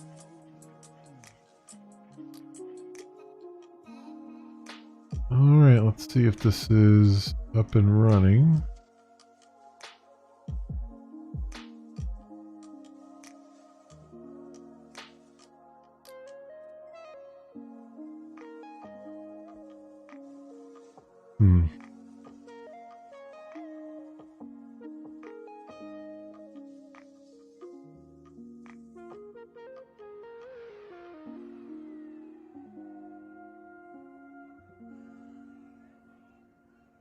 I get this from time to time when I first start. I don't know why it refuses to compile correctly when I first start. Like after I haven't had Eclipse open for a while, it gives me this weird thing where it doesn't actually compile it correctly or finish compiling it. And then when it goes to publish it, it doesn't, ends up publishing nothing. I don't know why that is. But it seems to only happen on Linux here. Like, I use Eclipse all day, every day on Windows, and it doesn't have the same issue. It's kind of strange.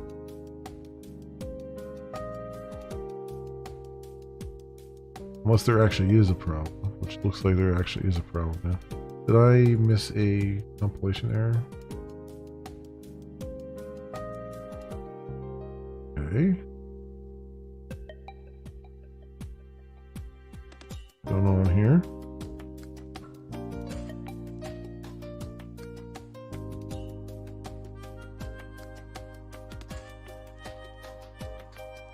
Unsatisfied dependency expressed through field client repository. Auth2 client repository DAO is expected to be of type. Was actually of type.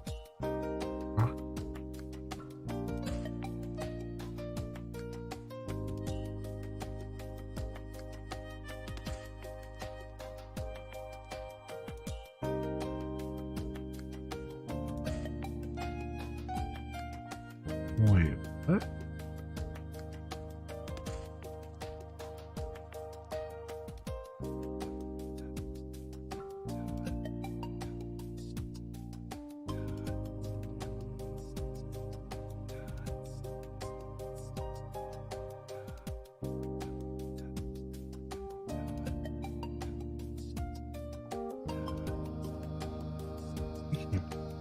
What the frick?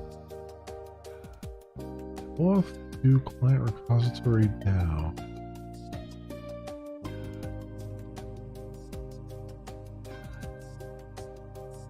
Specified dependency cursor field client repository.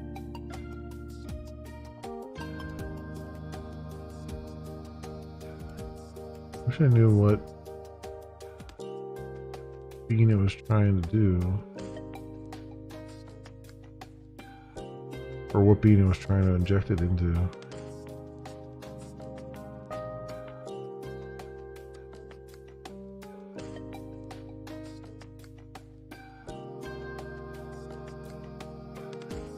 Repository.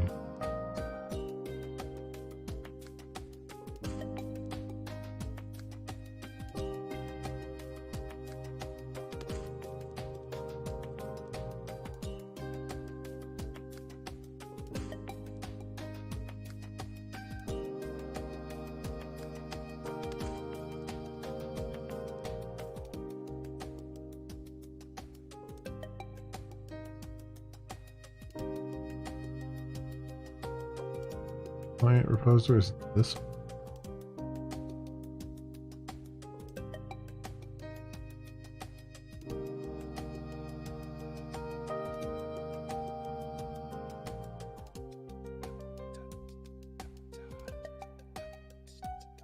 The other one, it says client repository as the variable name.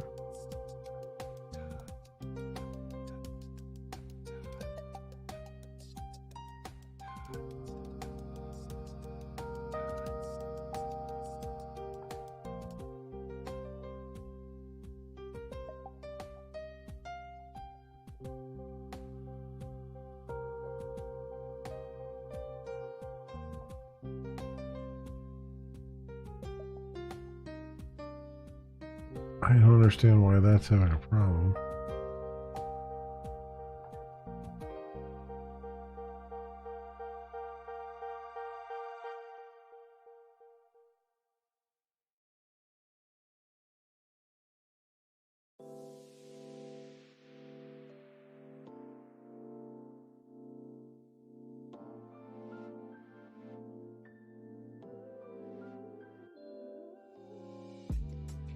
Error creating bean with name OAuth2 authorization DAO.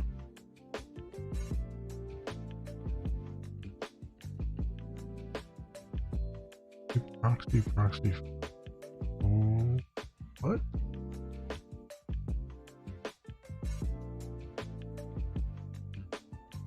OAuth2 authorization DAO. This is this class. I'm telling it to auto wire.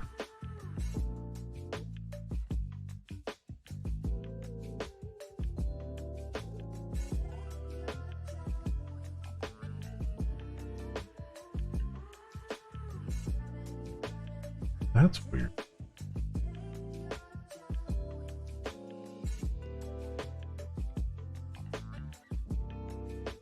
But it works everywhere else, right?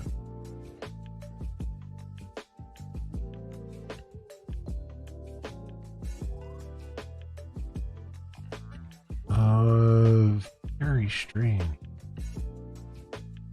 Let me...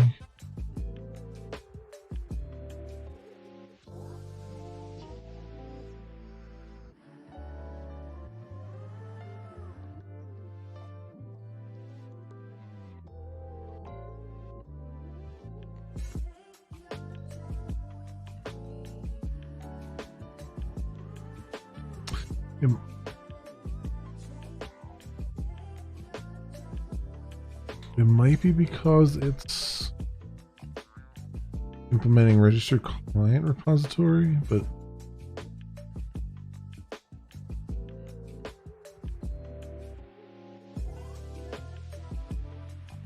interesting.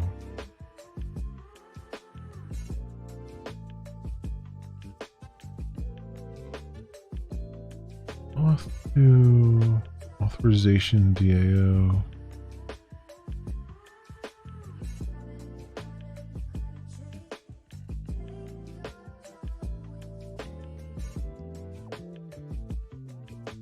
Yeah, I think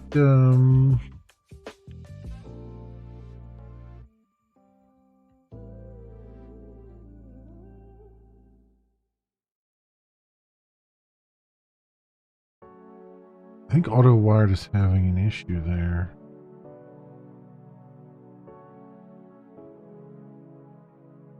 So I think what I might need to do, say,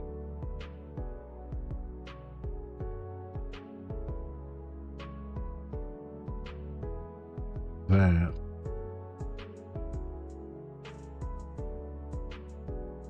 And then over here, the auto wired will do at resource.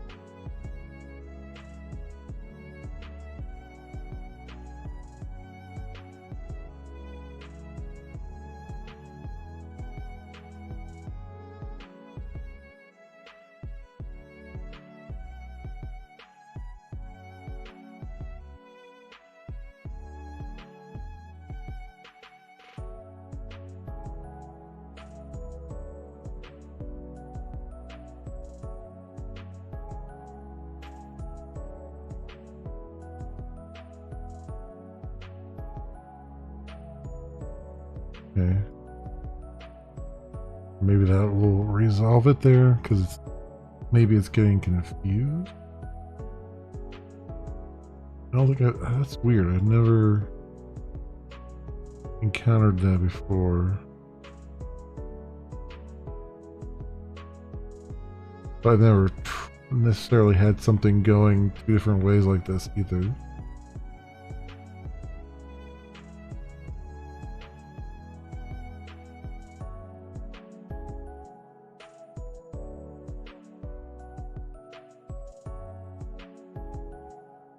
No, it's still not happy, is it?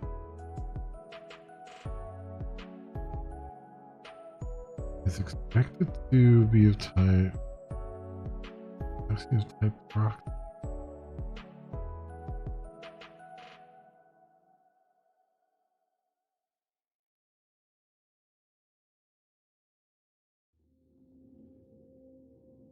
I don't understand why that is. I understand why that's having an issue.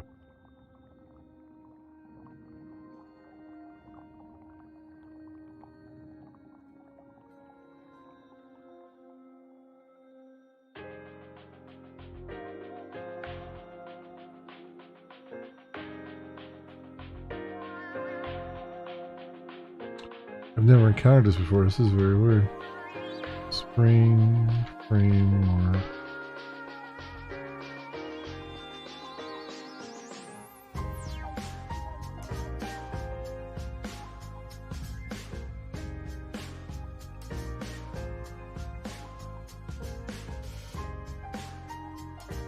This failed.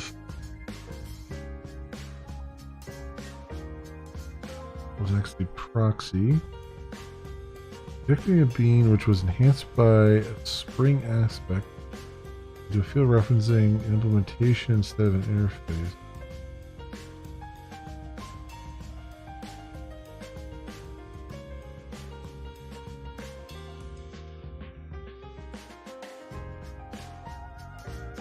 There's subtle differences between injecting and parentheses resources auto wired.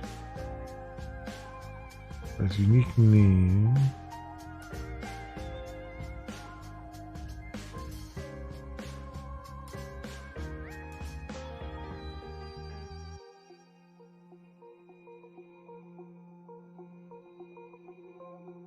So they replaced the resource with auto wired. That's I'm doing the opposite. So it's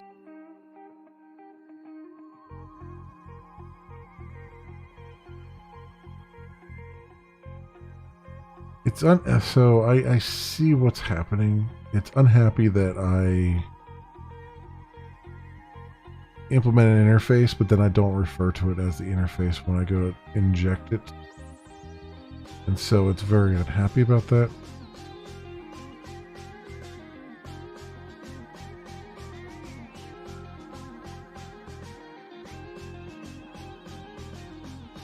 Which just means I'm just going to have to just cast it as we go here. So Go here.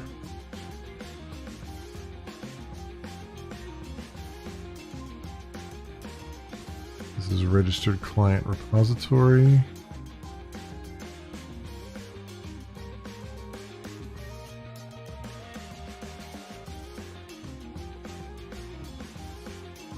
Right there. And then wherever I use this,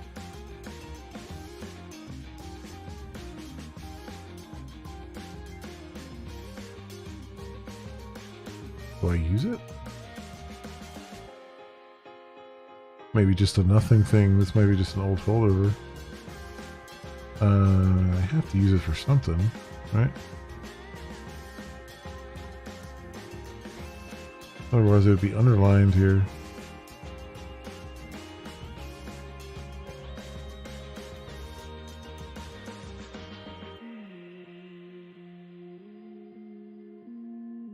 Yeah, didn't I pass it in? Oh, I passed it in here. Oh, which takes a registered client repository now.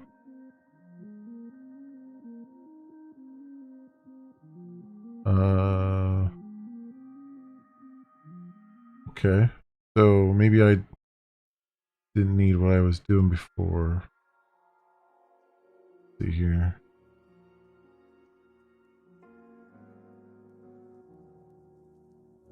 Yeah.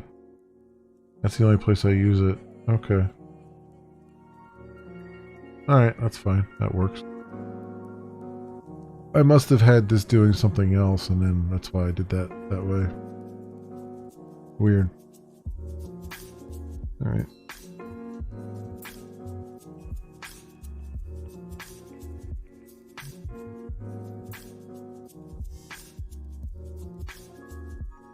Push that out. And we'll start, hopefully this time. That looked a little bit better that time, hopefully.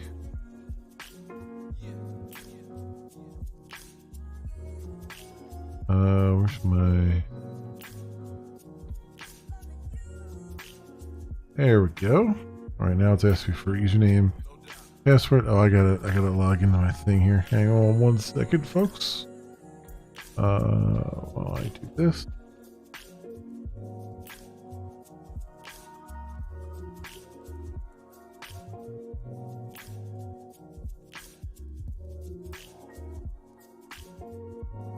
Alright, now back up.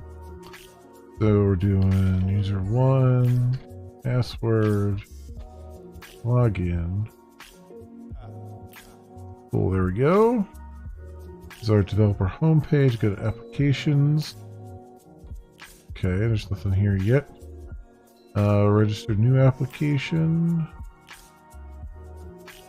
Not working, but I think I don't have the JavaScript working for it.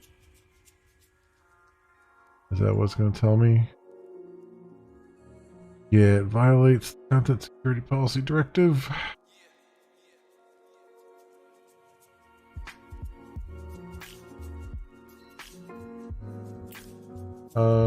Because it's using a different nonce than the one that was in the up in the head here, right?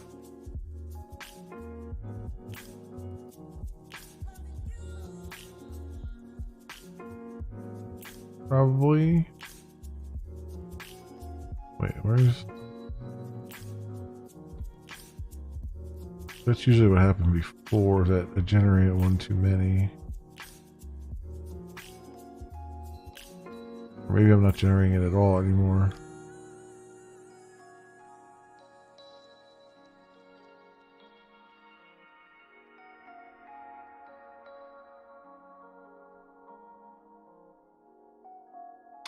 Yeah, it kind of sucks. I really need to get that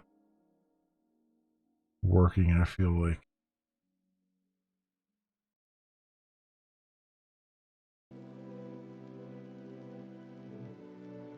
Because the way I have to do this now is I have to put that in a separate file. Just kind of weird.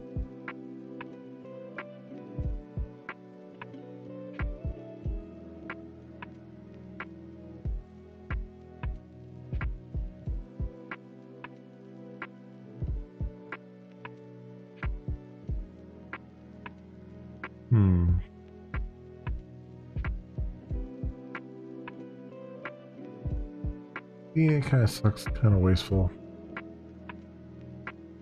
But it is what it is, I guess. Do it for now. Out of here and go over here.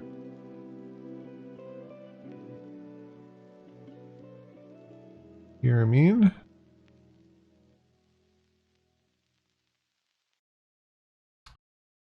Grab that.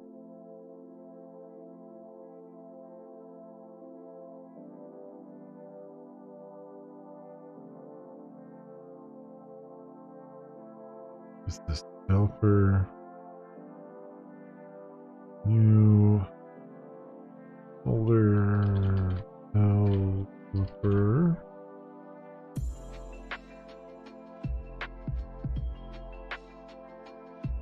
New file. New JS.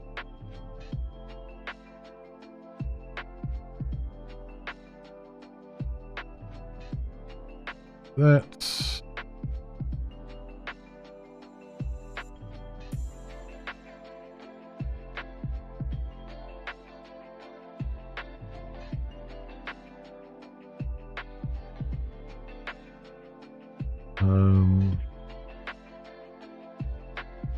JS developer applications new JS.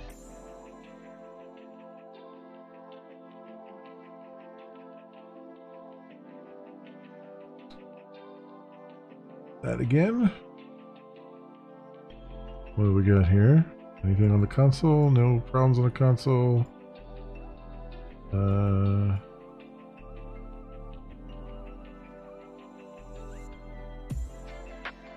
Developers, applications, new, JS, the sources.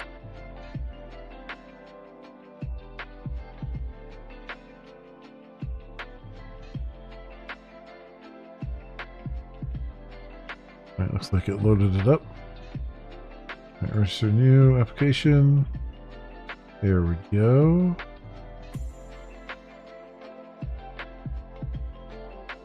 Oh, did I forget to put... I forgot to put those in the messages properties, didn't I? Developer dashboard.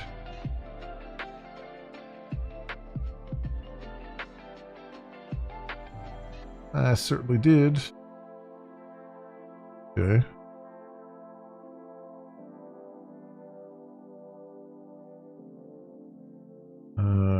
Put this here, and we'll say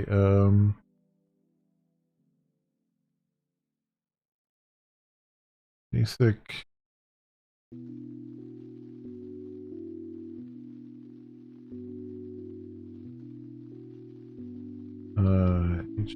HTTP post.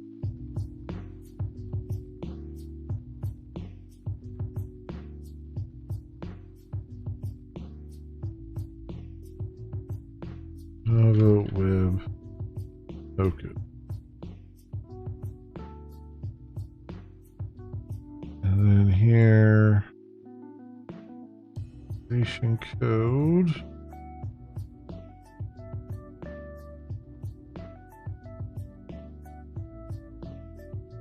Code flow.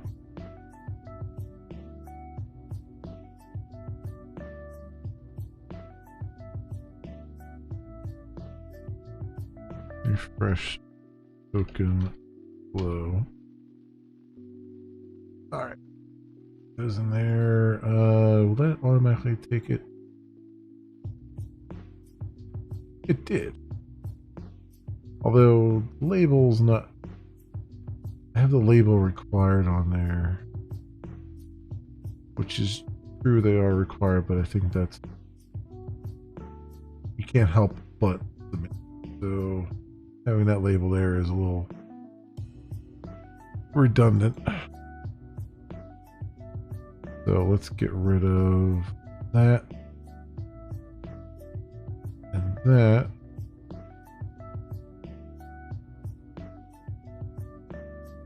Also, I was kind of hoping it would be the label would be on a separate line. You know what it is? I think it's I need a form label. How does it do? Bootstrap select here.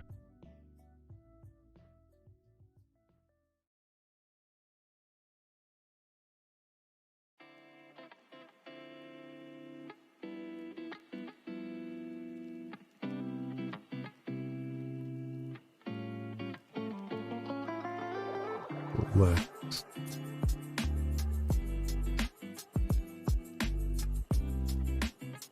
Form select is the class.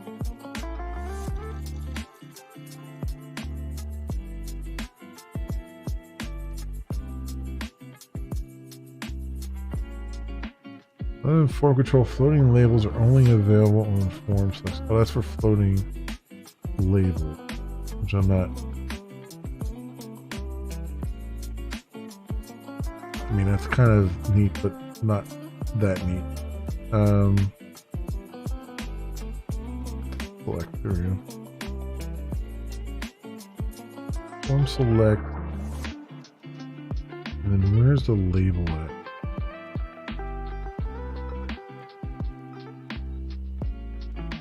Labels.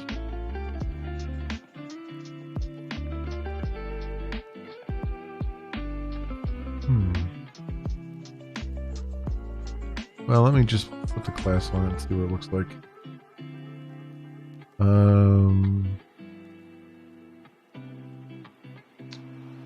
Okay, here we go. Select class. Form select.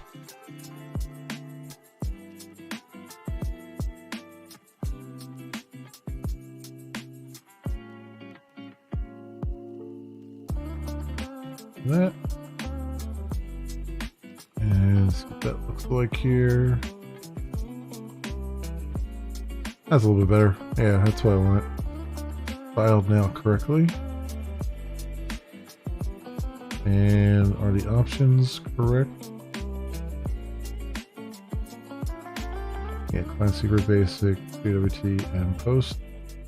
Cool. So the values are correct for that one, and then for the auth site authorization code refresh token. Yep, those are correct.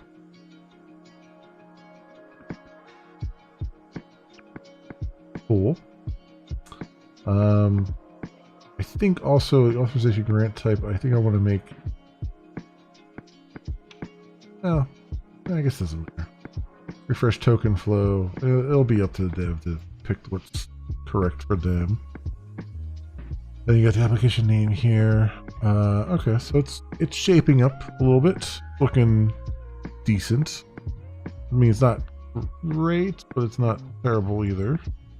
Everything is kind of running into one another a little bit here. Let me see if I can. There's some margins on there too. Doesn't seem like it's doing much.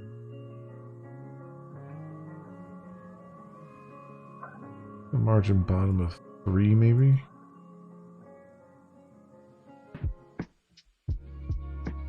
Oh. Push them out a little bit more. That's a little bit better. I think the other thing too is because these are drop downs, everything looks a little bit busier. That's fine. What else?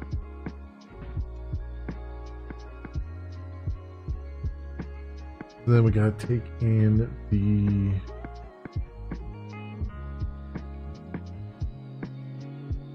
URI, redirect URI, and the logout redirect URI. That's 1,000 length.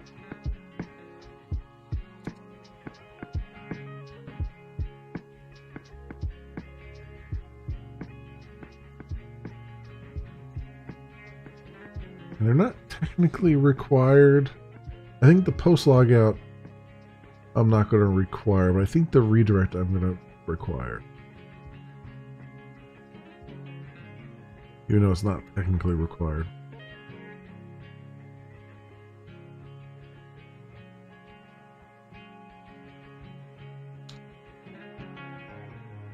Then we gotta get the scopes in there, which isn't too bad. I just have to enumerate the scopes that we have,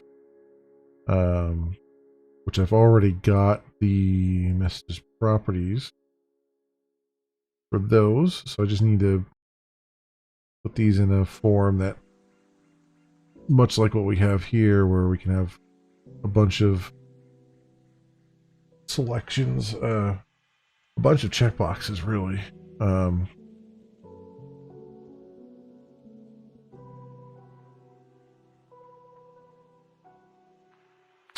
I also have to bring those checkboxes into something that makes sense.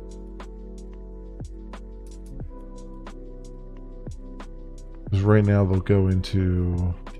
I wonder if Spring will actually do that for me. I have a feeling it won't, but I'm wondering. I've never tried it. Spring MVC. Checkbox. Use string.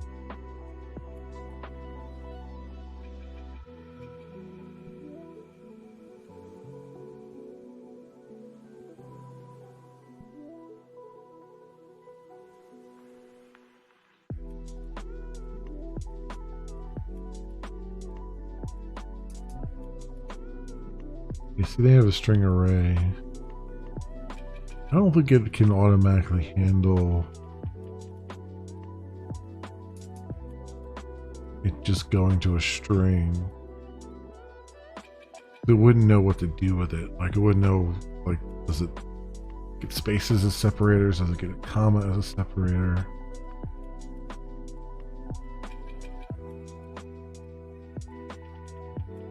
Box value.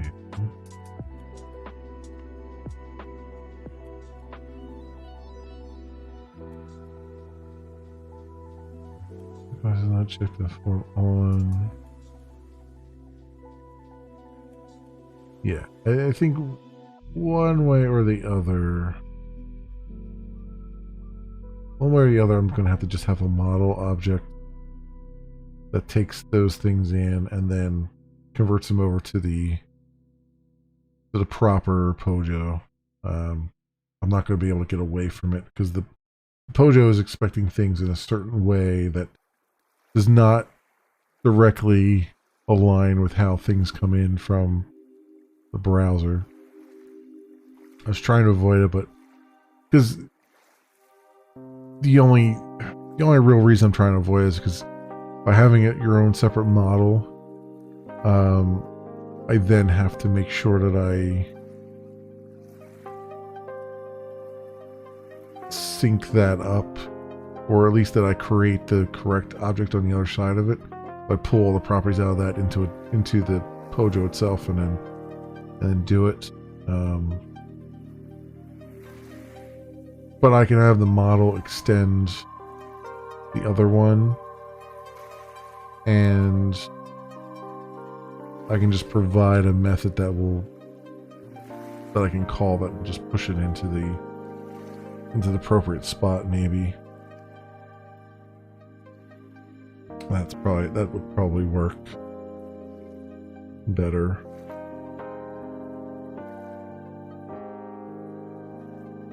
That will basically convert the string array to a comma separated string, which is what it's expecting. Which isn't a big conversion. There's nothing too crazy going on there. I can even do that in the controller rather than in the model. Just have the model have it as a bucket that you put it into, and then the controller will pull it out of that bucket and put it into the correct spot. Yeah, I'll probably just do that.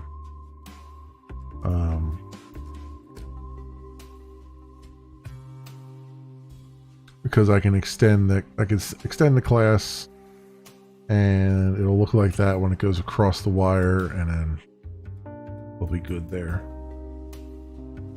It sucks I have to do it for this field, but it's a better user experience.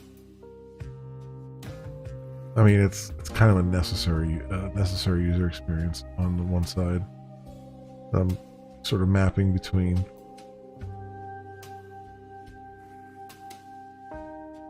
Okay, not bad. I mean, we're halfway done this particular page, and then we'll have a save, or we save it off, and then I'll need to generate all the data. There's going to be like a,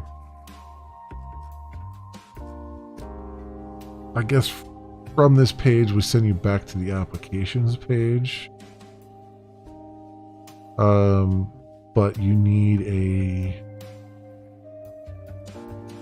on this page I'm going to need another column that has like the client secrets along with the client ID.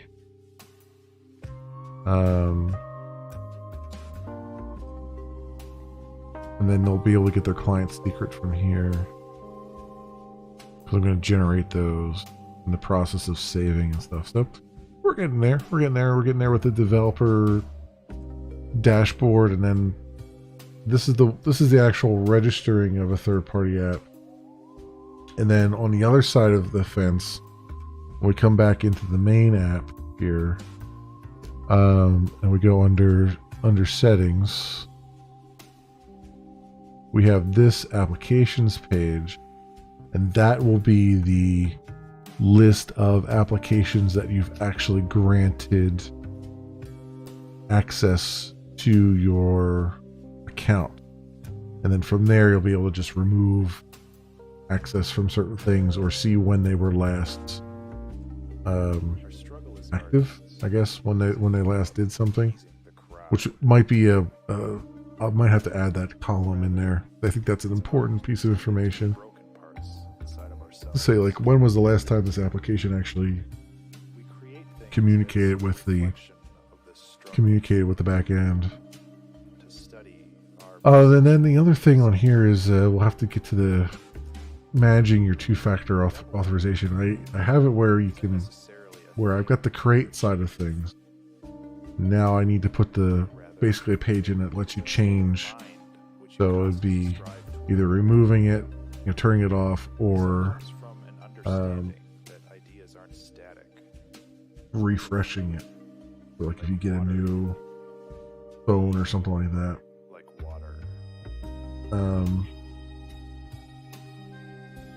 That's good. And then do a little bit more with notifications as well, the email notifications.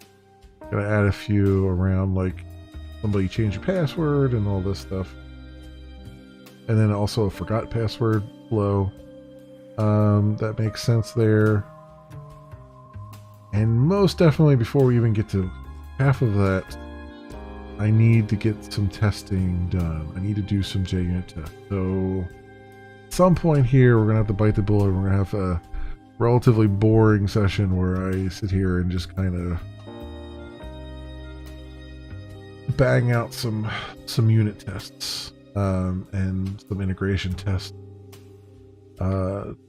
so that I can finally take some of these things off so I can finally say that these things are actually done. Because there's a lot of things that are kind of done, but not entirely done because there's no test suite for them. So that's the definition of done that I've come up with, is it must have a test suite that exercises it. So, but we're getting there. We're moving along. We're doing things. But I am going to actually end here, so that maybe, possibly, I can actually get to bed before 2 a.m. today for the first time this week, and maybe possibly get some actual sleep this week. Maybe.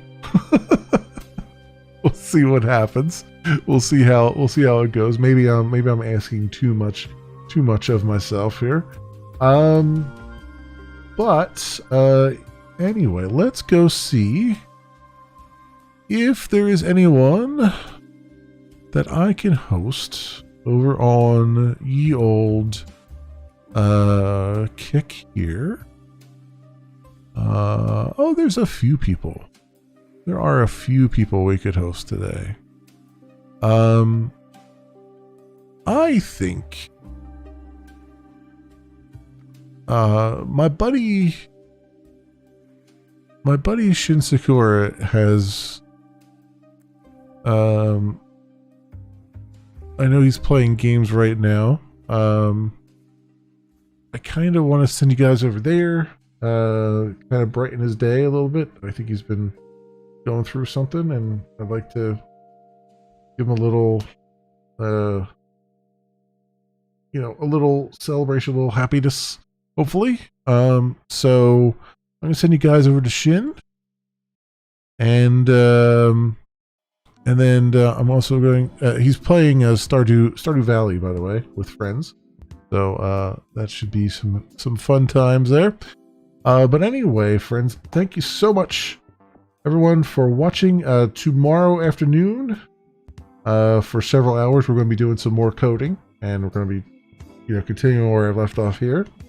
And Sunday there may be a stream, like an off channel stream, where I play some more Starfield. We'll see. We'll play that by ear. Monday night normally would be another coding stream, but that's going to be Starfield most definitely, along with Tuesday and Wednesday. Then Thursday I might start to reintroduce Dragon Quest XI back in, because I'd like to get that done. Maybe I might even do that on Wednesday and Thursday, and then Monday and Tuesday will be Starfield. So we get back to actually being a variety channel kind of thing. But Friday nights will still be coding, and Saturday afternoon will still be coding sessions. I do want to keep the coding sessions going, because I know a lot of people show up for these and really like them, particularly on the YouTubes. So so thank you so much, everyone, for watching. I hope everyone has an excellent morning, afternoon, or evening, depending on what it is for you, and hope to see you back here again in the future for some more stuff, whatever happens to suit your fancy. Until then, see you, bye.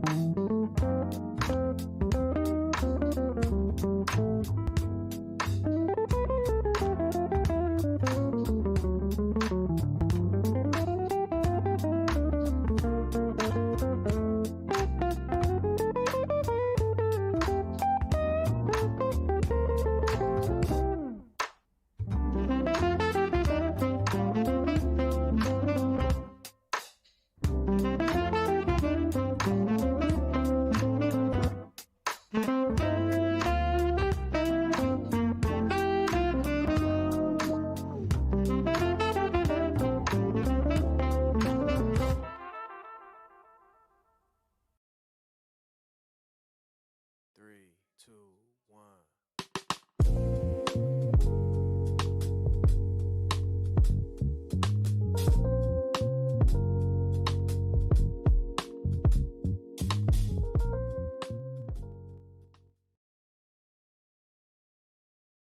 Oopsie.